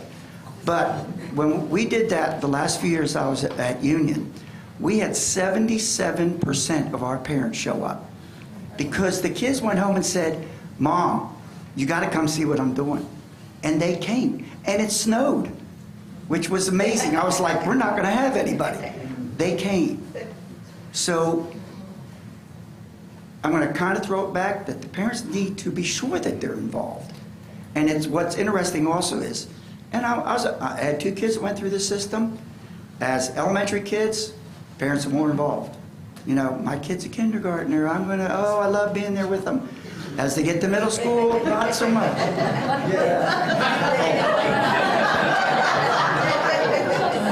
Finest problem at the middle, at the high school. So, growing up from a family of teachers, my mother taught 35 years for Upshur County Schools. This is going to fall back on with what Mr. Wager said, accountability. I don't think there's anyone up here that wouldn't be open to input from any parent. However, there are guidelines through the state of West Virginia that we have to follow. The question was in reference to Florida and Virginia, and what happened there, the parents went above. They didn't go above. They did what they were required to do by law to get a change in the policy with meetings with the governors and having the law changed at the state level. So short-term answer, I don't think anyone would be objective to having parent involvement in the education. But that's a double-edged sword. The parents have to want to be there too. It can't be one way. We can't force you to be there. We can't make you come. It has to be a double-edged sword. You have to be willing to participate too. Down on this end?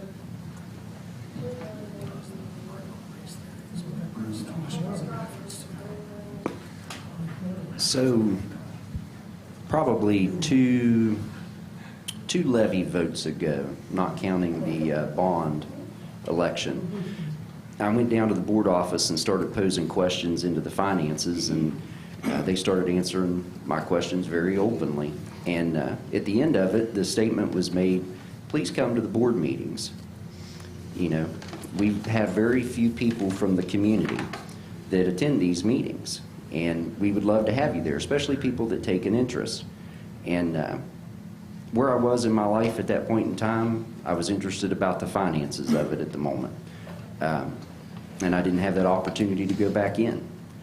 And I regret not having an opportunity to start going to those board meetings. So the first time I stepped into one this fall, true to form, exactly as they told me, the people who are being honored with awards come in along with all of their friends and family, and the awards are passed out and everybody leaves the board meeting, and the only people left in the room are the staff and the administrators and the board, and it's true to form.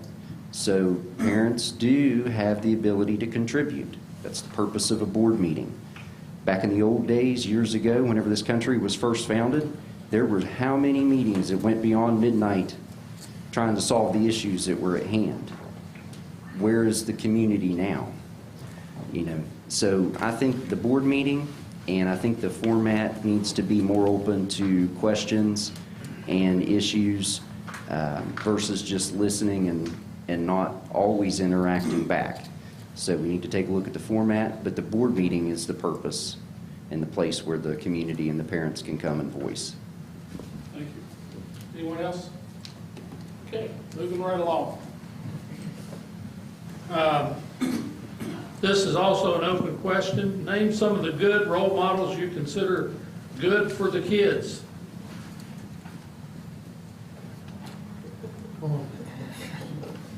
Okay.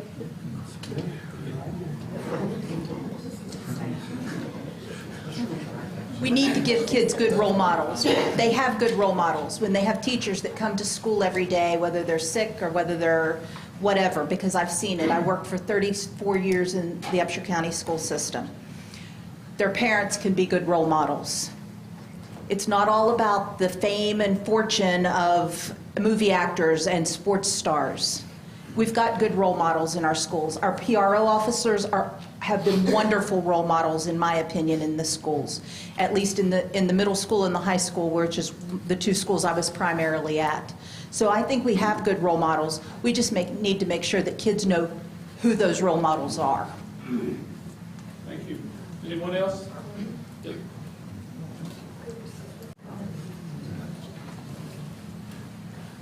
I'll keep this one quick because I kind of agree with everything she said. But as far as role models in the school, absolutely, teachers should be good role models. And, you know, something that we took away from the schools many years ago was the DARE program, drug abuse resistance education. We need to get some of these people, some of these police officers, some of these DNR people, firemen, back into schools to help some of these kids to help be a role model for some of these kids. Because a lot of these people came through our school system. And if we can get them back into the schools, especially at the younger grades, then those kids will have somebody to look up to. And even city officials sometimes. You know, I know Robbie Skinner is very active in doing things.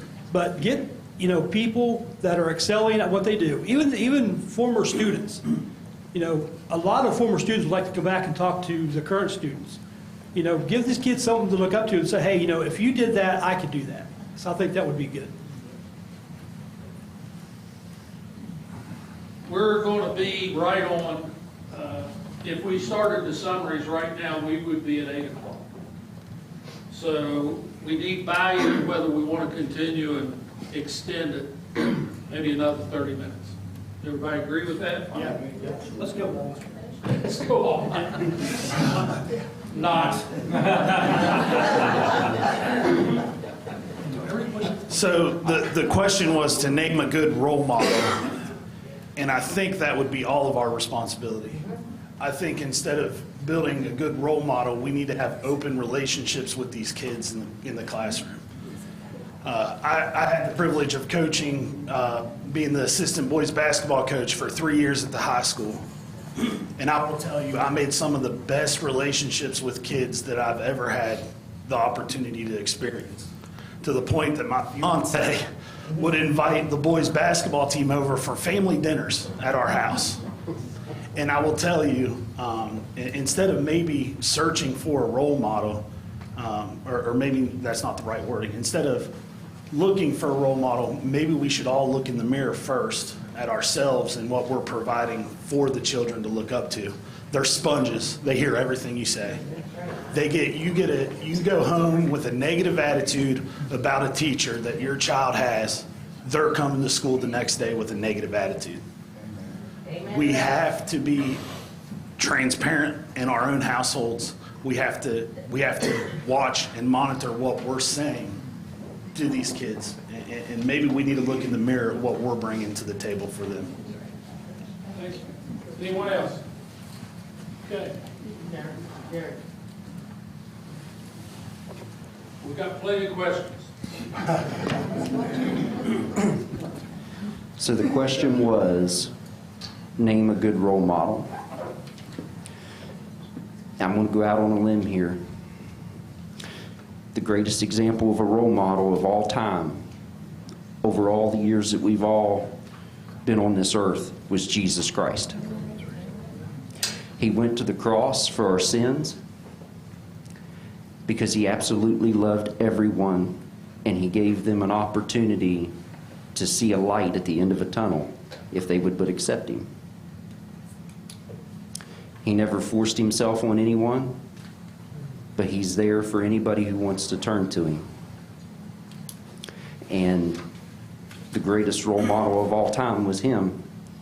When at the Last Supper, whenever the person who was going to betray him was sitting there at the table, but he got down and washed each and every one of them's feet, including his betrayers. Now, that's the kind of role model that we need to be.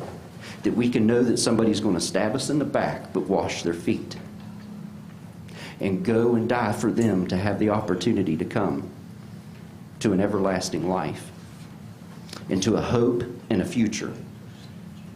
And that's the greatest role model in my book of all time. Thank you, sir. Anyone else? Yes, Our next question is also an open question. What are your thoughts about how to institute skills training planned for a new high school in the future?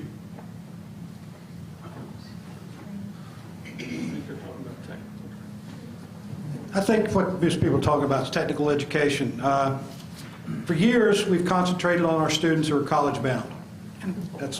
We should concentrate on college-bound students. But let's face it, folks, not everybody's going to college. Not everybody wants to go to college. And in today's world, we need technical education desperately. Anybody tried to find a plumber in Upshur County? Anybody tried to find a handyman in Upshur County that can come and do anything? Anybody tried to get a painter in Upshur County lately? And you're on a waiting list for a year sometimes, maybe more. Folks, we need technical education in Upshur County. How can we do that? Yeah, we have a trade school. We already have that. People say, well, what do we need more? Are we gearing it to the needs of our community? Are we basing it on the jobs that will be here in the future? Are we doing anything for the oil and gas industry? Are we teaching kids how to weld pipelines? Are we teaching kids how to map pipelines? Are we doing that? Are we teaching kids the skills that they need to get along in the medical fields? That's a big employer in our county. Got anybody teaching them how to do medical recording, medical records, medical billing? Things like that. We need to do apprenticeships. We need to get them out in the community and let them work with our people. Might lead to a job down the road. We might actually keep some of those kids in Upshur County if we gear our curriculum to what is needed in our county. Maybe instead of having to go to North Carolina or South Carolina to get a job, your son or daughter might stay here. Mine haven't been able to do that. Okay? I wish they could. I wish they were closer.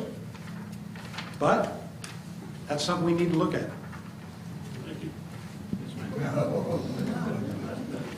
Fred Eberly is a wonderful program, but we are limited because we are a 3-county program. And it used to be that Barber County gave us their morning slots. They didn't run a bus in the morning, so Upshur County kids had extra slots.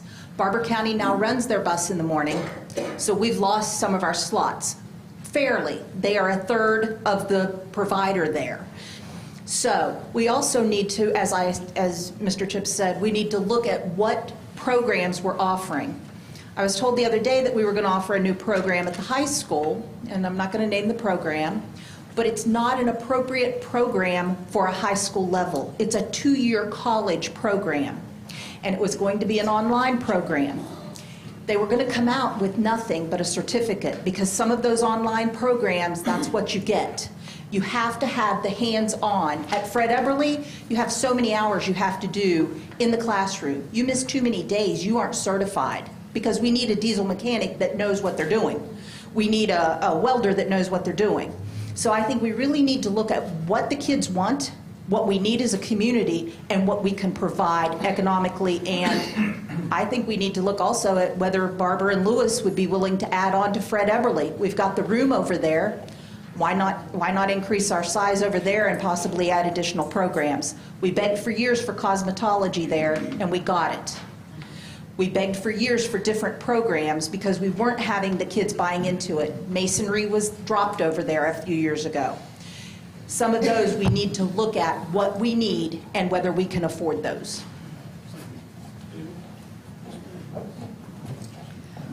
Fred Eberly is extremely important.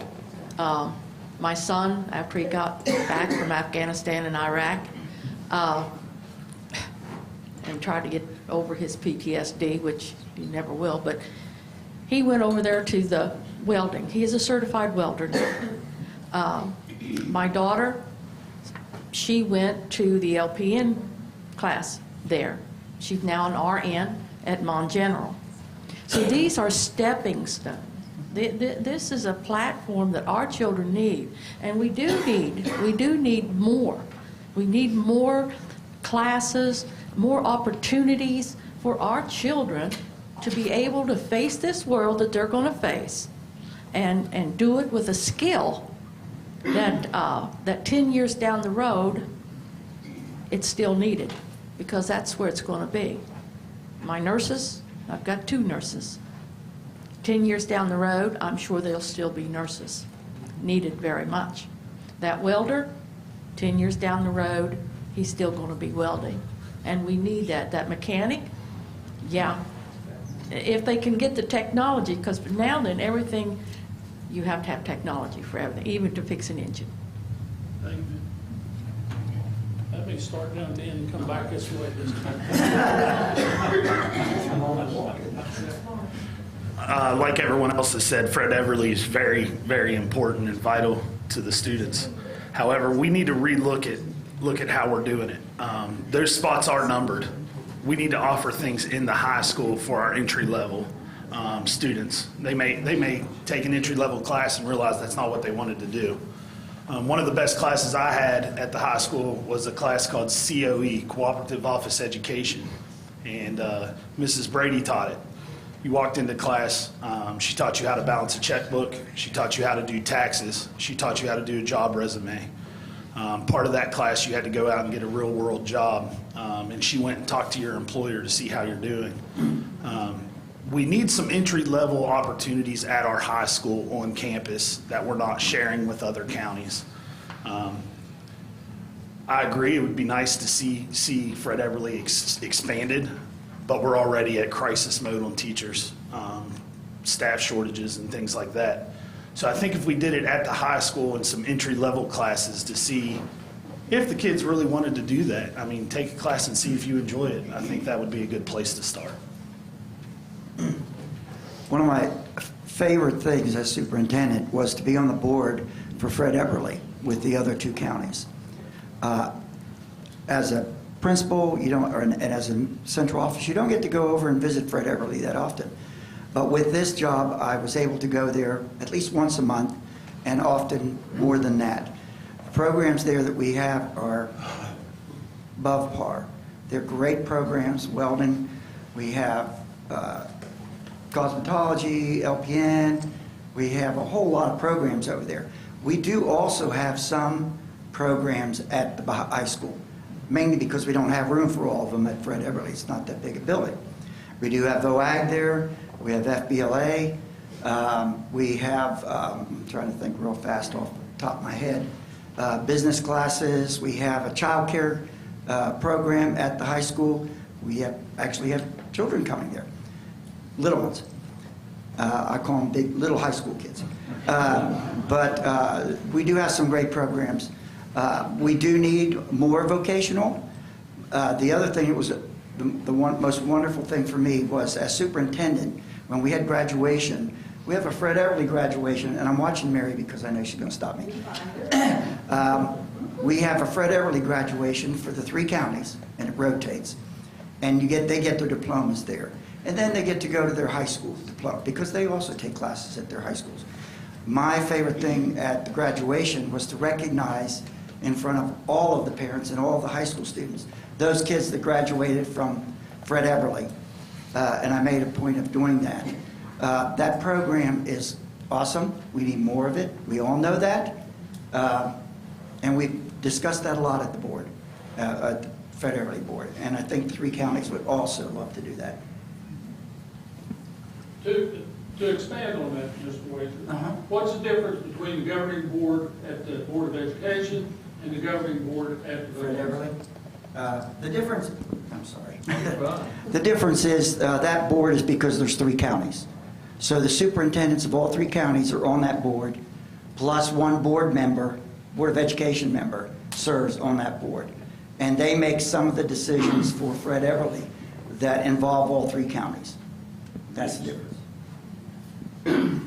I think the question kind of asks about the new high school and the skills. So you know, trade school is awesome, and for me personally, I went to trade school. I took auto body repair, and that meant more to me than going to school. I skipped school in high school. I failed my senior year, but I always went to trade school because I knew I had to have those hours, and I knew I wanted a talent that I could use for my whole life.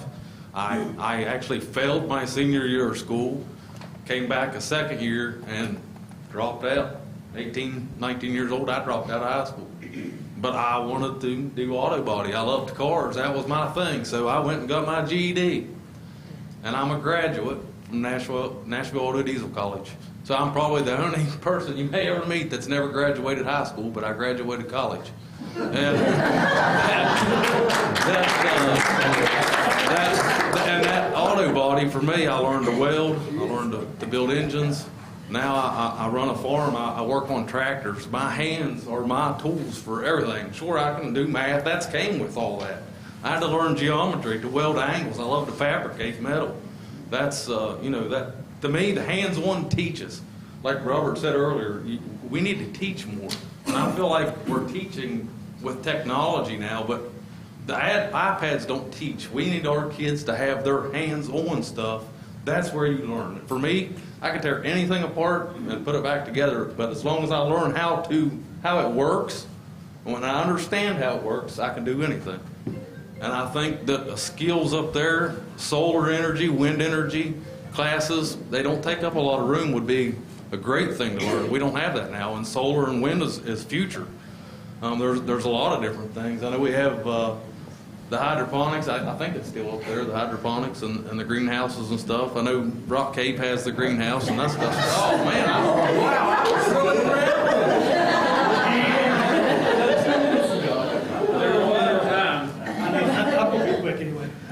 I'm not going to read what everybody else said that I agree with, but I agree that teaching those classes at the high school level is important, but I don't think that's where it needs to start. You know, my son took a field trip. He's in 7th grade at the middle school, and one of those field trips was just across the road to the tire shop. He thought that was the worst thing ever. Okay? But why not starting, at 7th, 8th grade, why not take a couple weeks each quarter or each, half of the year and let some of these kids go shadow things they might like to do. Example, my son has a rare disease and he has immune system problems, and he's thinking about being a rheumatologist because that's who he's got to see all the time. Why not let him go out to the hospitals and shadow a rheumatologist in 7th or 8th grade for a couple weeks? Why not let some of these younger kids go shadow diesel mechanics, aviation mechanics, nurses, doctors, for just a couple weeks out of the semester? And you're not going to lose that much education because there's so many parties and everything else going on, you lose 2 weeks anyway. So why not start at an earlier age and get the kids out in the areas that they think they might want? So when you get to the high school level, we can kind of plan and see what's needed and kind of what direction these kids are going. So that's just my thoughts on it. Well, I'll be I feel like I have to. So I agree with just about everything that's been said. I am fully committed to the importance of technical education. One thing that hasn't been mentioned, and I'd like to just mention it because it's an organization I work with quite a bit, is preparing students to go into aviation maintenance technology. That is such an important field, not only for our region based because the primary aviation maintenance hub in the state of West Virginia is in Harrison County, but nationwide and even globally. Globally, a third of the workforce in that field is going to be set to retire in the next 10 years.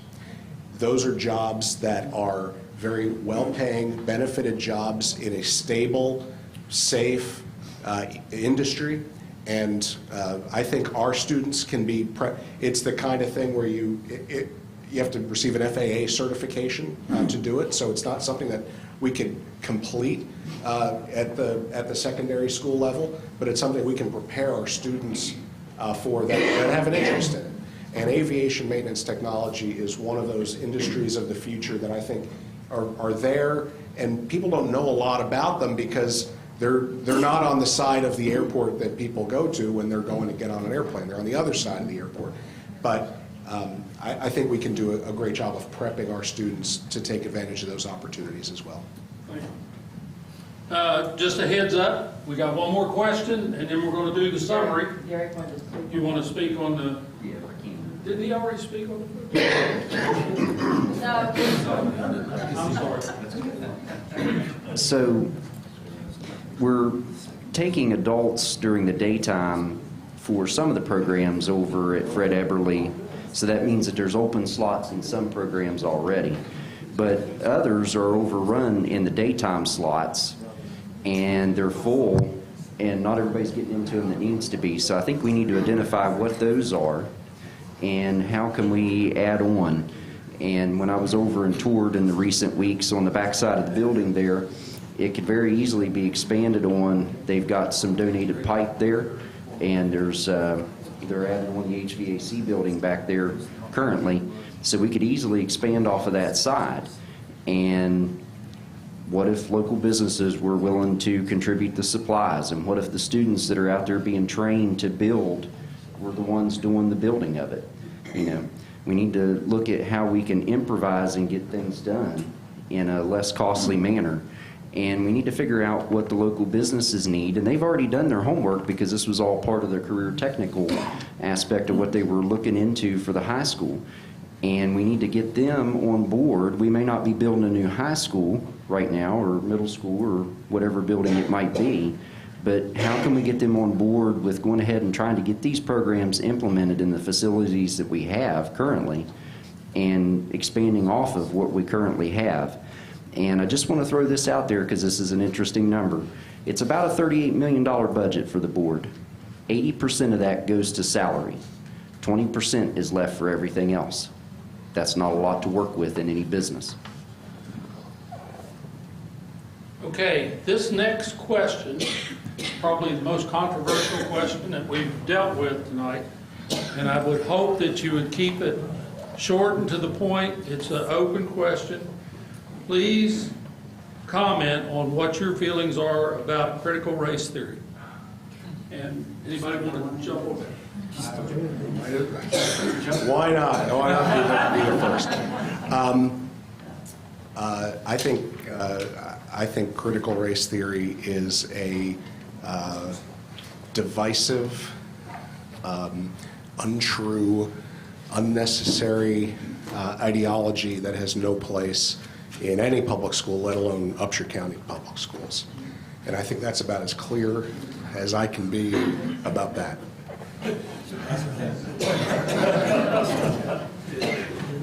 It's hard to follow a lawyer in some of these questions because he knows what he's saying. But I agree. I don't think that CRT has a place in our school system. But I do believe that history should be taught from past events like it happened. It shouldn't be erased. It should be learned from. And if you want to teach the facts about history, if you want to teach some of the things that happened, I'm okay with that as long as they're based in facts of what actually happened in those events. And not only what happened, but why they happened. The mindset at the time. Not saying it's right, but it was a different world back then. And it was wrong back then, but we need to teach not only the things that happened, but why they happened and stick to the facts. You guys pretty much answer everything, don't you? Yeah, I don't think it belongs in our public school systems. That's the past. And we're the reason that, you know, people are trying to push this stuff nowadays, and it's not even a problem. So I don't even know why we talk about it, honestly. I don't know. That's something that really bugs me that I don't even know how to answer it any better than what they did. I think everybody here is going to have the same opinion. I'll just pass it. Well, as a person that majored in history in college at Wesleyan, I taught the Civil War. I taught everything that happened during the Civil War. And the kids discussed why we had a Civil War. I don't know why we need to make it anything else than that but history. And I don't think in my years, many years in education, I've never seen that as an issue. So I'm not totally sure where this is coming from, where it's going. We teach history. And if a discussion comes out about what happened and why, you discuss it. I discussed it with my students. And that's about it.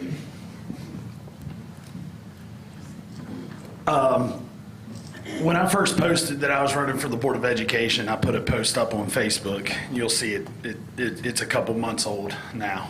The very first question I got was CRT. A lot of it has been paraphrased here. I'm not going to repeat all of it, but verbatim. I'm against CRT being taught in a K through 12 public school environment. And here are a couple reasons. CRT is nothing more than ideology and politics being brought into the classroom. It has no place in a public school system. None. Zero. I do believe racism and sexism is being injected into our children. And I think that's not just a school issue. I think it's everywhere. In terms of CRT, history, plain and simple, needs to be taught the way history was, without bias or opinions. Nothing's going to change history. History is what it was. Teach it the way it was.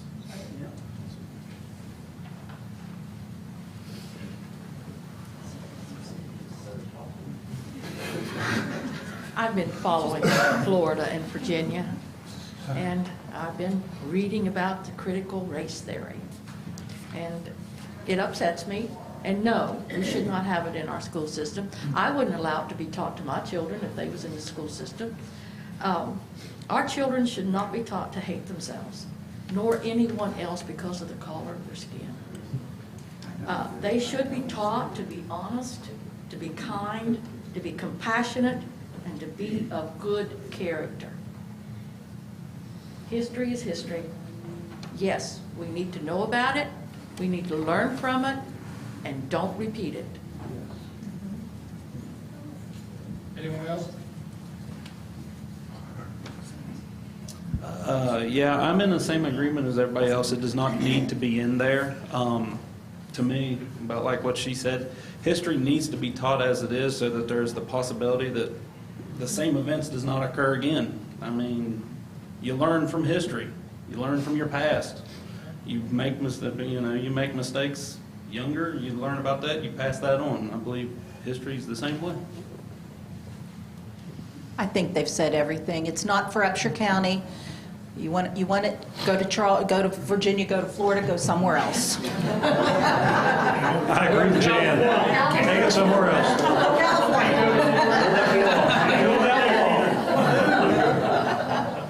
So I'll just be honest.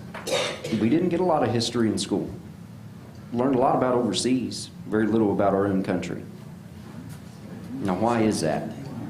And we need to get back to where we are teaching kids, just exactly like I brought up earlier. Back in the old days, they got together. They had these community gatherings. They talked out their issues. They figured things out, and they never hated one another in the end. And so we need to get back to that place. I just don't believe that we need to be altering history. I'll just connect some dots. You all can do the rest. I'm not going to spell it all out, but we don't teach cursive like we used to. And how are the founding documents written? We want to tear down all of our history. Why would we want to do that? Unless we didn't want people to know where they came from. All right, we're going to do the summations. We're going to do it in reverse order this time. We're not going to go from first to last. We're going to start up here. You have 2 minutes. First of all, thanks everyone for putting this on and inviting us. It's been a very, very nice forum. I'm Braden Wiese. I am running for a seat for the Upshur County Board of Education. I'm a father to a Buchanan Upshur Middle School student. I'm engaged to my beautiful fiancée, Nicole Brown, who is the mother of 2 Tennerton Elementary students. My kids are the reason I'm running. They are our future. As a lifelong resident of Upshur County, I've served on several boards and committees, such as the West Virginia Strawberry Festival. I'm currently the president of the Young Bucks Basketball Association and an off-season basketball program for children who are interested, for boys who are interested in playing basketball. I'm currently the head coach of the Flame Middle School girls basketball team, so we get plenty of basketball and sports at our house. I'm a sales consultant at Jenkins Ford. The success of each student is the utmost important thing to me. Not my child, all of our children. I am not a politician. I've not worked in the county school system. My mother taught for 35 years. I just want to see us return to what we once were. I don't have 35 years of experience in teaching. I don't have administration. I'm an everyday citizen who wants to return Upshur County to what it was. I am a fresh face with fresh ideas on meeting those standards for our kids. Thank you. First of all, I'd like to thank Burma also and the Record Delta. And the reason that I made sure that I came to this one was because is when the businesses in Buchanan and Upshur County, they want to bring good people into the county. When I was principal at Union Elementary, St. Joseph's would send doctors out to visit the school because they wanted to see the school system. Because if they're going to move here with their families, they want to know they have a good place for their kids to go to school. So that was very important. I am running also because during the pandemic, I got to see what was happening with the virtual learning. My wife was a teacher, just retired, so I lived through virtual learning with her and saw the morale in our county, the teacher morale, and to some extent the student morale just took a nosedive. When the kids came back from virtual learning, and this is what I had to listen to at home a lot, the kids were not prepared when they came back. It's funny because I had a talk with a student today. I'm also a track coach at the high school, assistant track coach, volunteer assistant. And the boy was telling me, he started talking about the virtual learning, and I said, well, how did you feel about it? He said, well, I did it. Well, actually, I kind of cheated on it. And he still passed. A lot of kids at the high school, because that's where my wife was teaching, didn't actually participate, still passed. They didn't do the work. My wife was so frustrated because out of a class of 30, she would send a lesson home, 3 kids would respond. She would call them. Okay, I'll do it. No, they didn't. We had stuff delivered. I delivered stuff to their homes, materials. So it was very frustrating. We need to emphasize consistency and attendance. I was watching.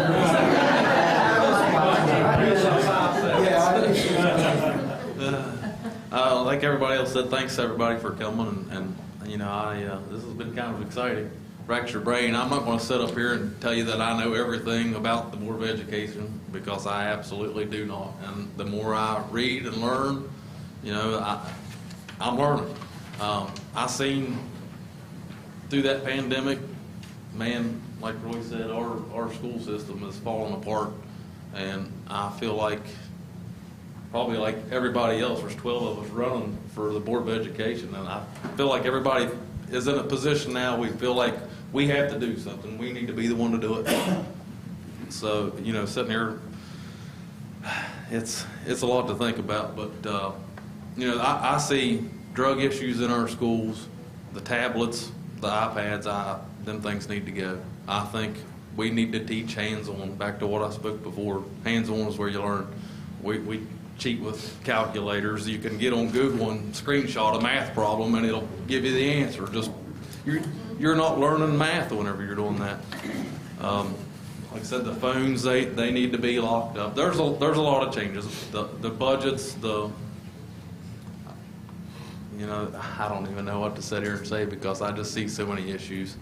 I'm just going to get and pass on to you, Robert. Most people, if you know me, you know me. You know how I feel. I'm not going to sit here and tell you anymore.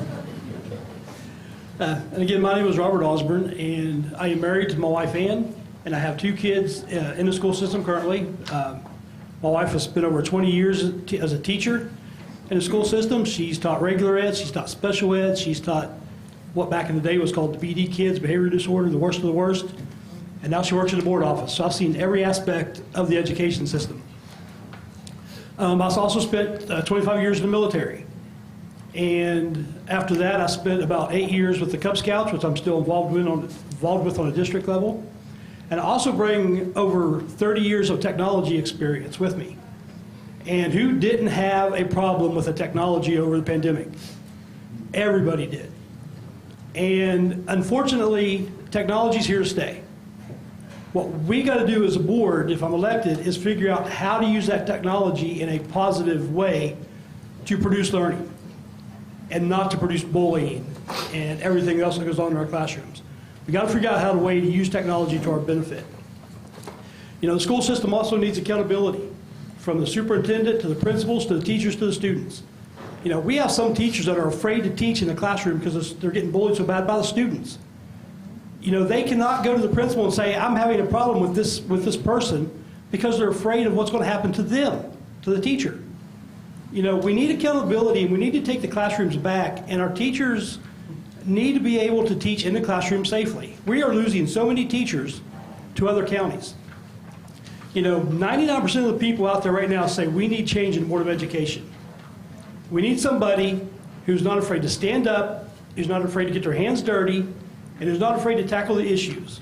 And if you see me tonight, you know I'm very vocal, and if I'm elected, I plan on being very vocal as well. I'm not afraid to tell you why I vote for something, and I'm not afraid to change my mind if I'm wrong either. So if you want change on the Board of Education, then I'm change. So I'd really appreciate your vote. Thank you. Again, my name's Tom O'Neill. I'm the father, together with my wife, of 6 Upshur County Schools students, 5 of our own and 1 foreign exchange student that we had. Just in closing, I'd like to thank Burma and the Delta for this event. I think it's really wonderful. And I'd like to also thank my fellow candidates for being here. I think the fact that we've got 12 people running for Board of Education says a lot of good things about this community and how much we value education and improving our school system. So thank you to all of you for putting your name out there, because it's not easy. Between me and my wife, you know, I don't think we've ever missed a parent-teacher conference, and that's not because we wanted to hear about how great our kids were, Roy, but because we wanted to hear from the horse's mouth how they were really doing, and not just the kind of grunts and whatever that we get when we ask them how was their day today that we usually get. And the reason I mention that is because I know it's important, and it's important for me to say that the greatest and most accurate predictor of student success in education is parent involvement. And we need parents to be more involved in their kids' educations, and not just at the board level where making decisions, but we need parents to be engaged with their kids every day in their assignments and helping them with their homework, because that's how strong communities and strong families are built, is through that kind of engagement. One thing that we haven't really discussed tonight, and I just want to make a plug for, is athletics in our school system, and how important athletics are to developing well-rounded students and leaders in the community in the future. I want to just commit to everybody that's mentioned that they've been a coach, and thank them for the roles that they've played in helping students throughout the years. And you know, I want to make a positive difference in our school system for our kids, and I just ask you, the voters, to give me that opportunity. Thank you.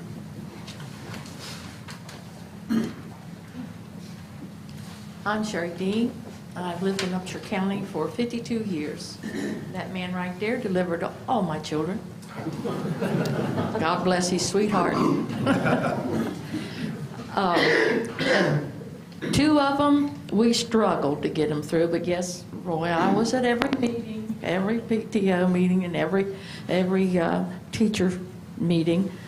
Sometimes it wasn't pleasant, but with the one girl, it was. But I have worked in this system for over 37 years, and I love it. I can actually tell you I love it. I don't necessarily like some days, and I don't necessarily like some people, but I love the system. I love what it stands for, and I want to get it back to we are a good system. I want to go back or go forward. We can't go back, but let's go forward. Let's invest in our children. Let's get them out of this rut that they're in. And we need to, as a community and as that Board of Education, to start with from pre-K on, investing in our kids. Right now, the bullying and harassing and the meanness that's going on, you have kids that don't want to go to school, let alone go to the bathroom. And they're getting on social media. I have clips. Lord, my social media is out there, and people are addressing me of what is going on with their little girls and their children. This needs to stop, and this board needs to take a step. And don't be afraid and say, no more. No more. We're going to stop this, and we're going to build this system to be the best that there is in the state of West Virginia. I got the little card. Yes, you did. Hello, I'm Jesse Davidson. And I want to thank everybody for being here and everybody that put this on this evening and stuff. I know I did not speak that much, and I do apologize. I did not want to sound like a broken record up here. Plus, I'm coming off of a little bit of a cold. On top of that, do you know where I'm not contagious? I was going to say. The reason being I am young. Yes, I understand that, and I believe that is a benefit, quite possibly, to the board, because I will have new ideas, fresh outlooks, things of that nature. I am owner of a business, and so I will be looking at things from a business standpoint. If I think it's a good deal, I will back it. If I don't think it is, I will not back it. But the main reason being I'm running is this school system, it was great when I was in here, when I was there 14 years ago, and it has greatly dropped since then. It needs to be picked back up, needs helped again, and I hope to be one of those people to help it. But also, this is my first round doing this stuff, so this has been an interesting learning experience, I will not lie. I've learned a lot, so thank you. Hello, I'm Jan Craig. I've been a resident of Upshur County for 36 years. I subbed 2 years here when I came from Harrison County when I got married. And everybody said, you left Harrison County schools to come to Upshur County? And I said proudly, yes, I did, because I love Upshur County. I came and, you know, I'm not sure that I even knew that clothes came in colors other than blue and white. But I think now that I'm retired, yes, they do, because that's my whole wardrobe. I was at the middle school, I was at the high school, I worked as a special ed teacher, I was a 504 coordinator, I've worked in every elementary school in some capacity. Most of my time was at the high school and as a special ed coordinator through the board office. I also served 26 years as president of the local WVEA. So I've done grievances, I've done superintendent hirings, I've done things that other people haven't done, and you just kind of have to look at those things and say, I learned through them. I want open communication in this board. That has to be number one, and that's open communication with everyone involved, students, parents, the community, the county. I want honest dealings. We have to stop taking care of the few and take care of all. I want ethical values to come back to this board. I want people to be proud of our schools again. We have to follow state code at all times when it is applicable. And the thing I can bring you is common sense. I'm just a farm girl, but trust me, I can make a difference here. I know the ins and outs of this board. I've worked in it, and I can make a difference for our kids. Okay, hi, I'm Dave Chips, and I'm going to take a little different approach. I will tell you a little about me. First of all, I've been in Upshur County schools for 41 years, born and raised in Buchanan all my life. Graduate of Buchanan High School, graduate of West Virginia Wesleyan, and got my master's in education at Wesleyan. I retired 2015 from full-time teaching. I'm still the head football coach at Buchanan Middle School. I'm still a substitute. I'm also a part-time employee of the U.S. Department of Education. I take a team and administer the National Assessment of Educational Progress test that measures student achievement throughout the nation, throughout West Virginia and Virginia. So I've seen what's going on. I'm the only candidate that's been in the classroom for the last 2 years as a long-term sub. I see what's going on in our schools. And the question I wish would have been asked tonight was, how can we fix this? How can we fix what's going on in our schools? Well, the first thing we can do is, I took a page from the gentleman who left a little bit ago there, Jack Rigger, when he was my principal. He came in there and threw out a bunch of programs that we don't need, that we get changed every other year, we spend money on. And he said, I want my teachers back in the classroom. I'm going to give you the backing you need. I'm going to bring discipline and structure to your school that will equal learning. Steve Payne, the former superintendent of schools for the state of West Virginia, was principal at the middle school, did the same thing. And under both those guys, our test scores skyrocketed. Discipline became the key issue in our schools. Kids didn't have problems in the bathrooms. We went from kicking a bunch of kids out at the beginning to kicking very few out in the end. There was structure, there was discipline, kids understood it, and they followed it. That's what we need to get back to. We also need to keep our teachers. We need to recruit. So that means we have to get competitive with Harrison County and other counties to recruit good teachers, find out what they're doing, and we have to match it or exceed it. So I'm Derek Egan, and quite frankly, I just want you all to know that's not important to me. Why am I here? Because my heart is to see a better future right here in this town. It's no accident that all this is going on, because I believe we're here for such a time as right now. And there's no better time than right now to get back to the way that it once was, where everybody valued everybody. Everybody cared about everybody. If your neighbor's house was getting broke in, you said something, you didn't just look past it.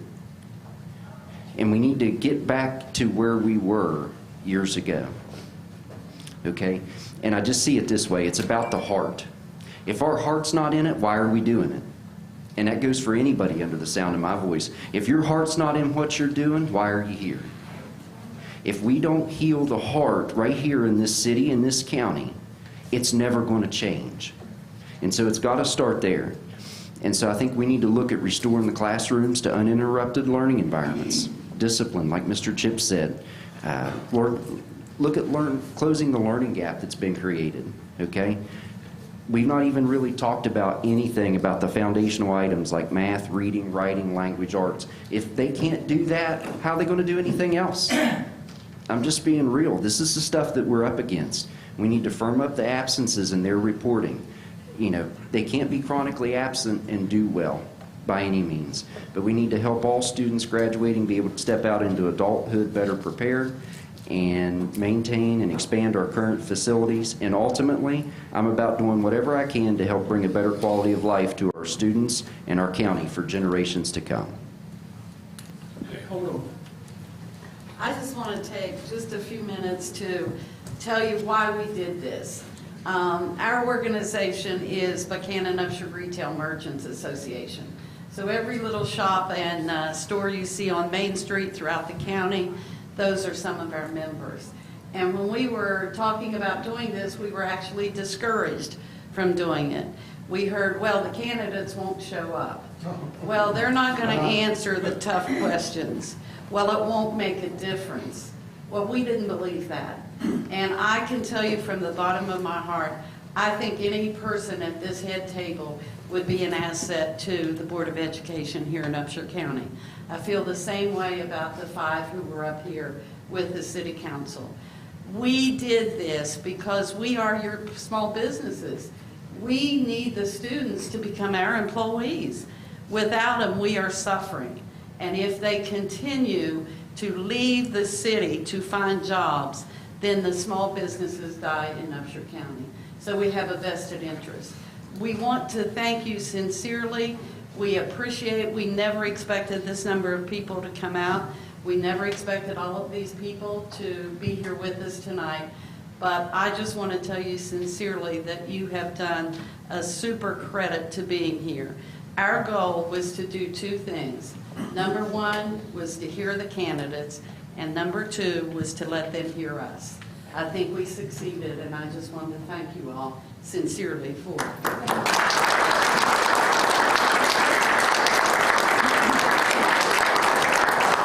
I think we need to give a round of applause to these candidates up here.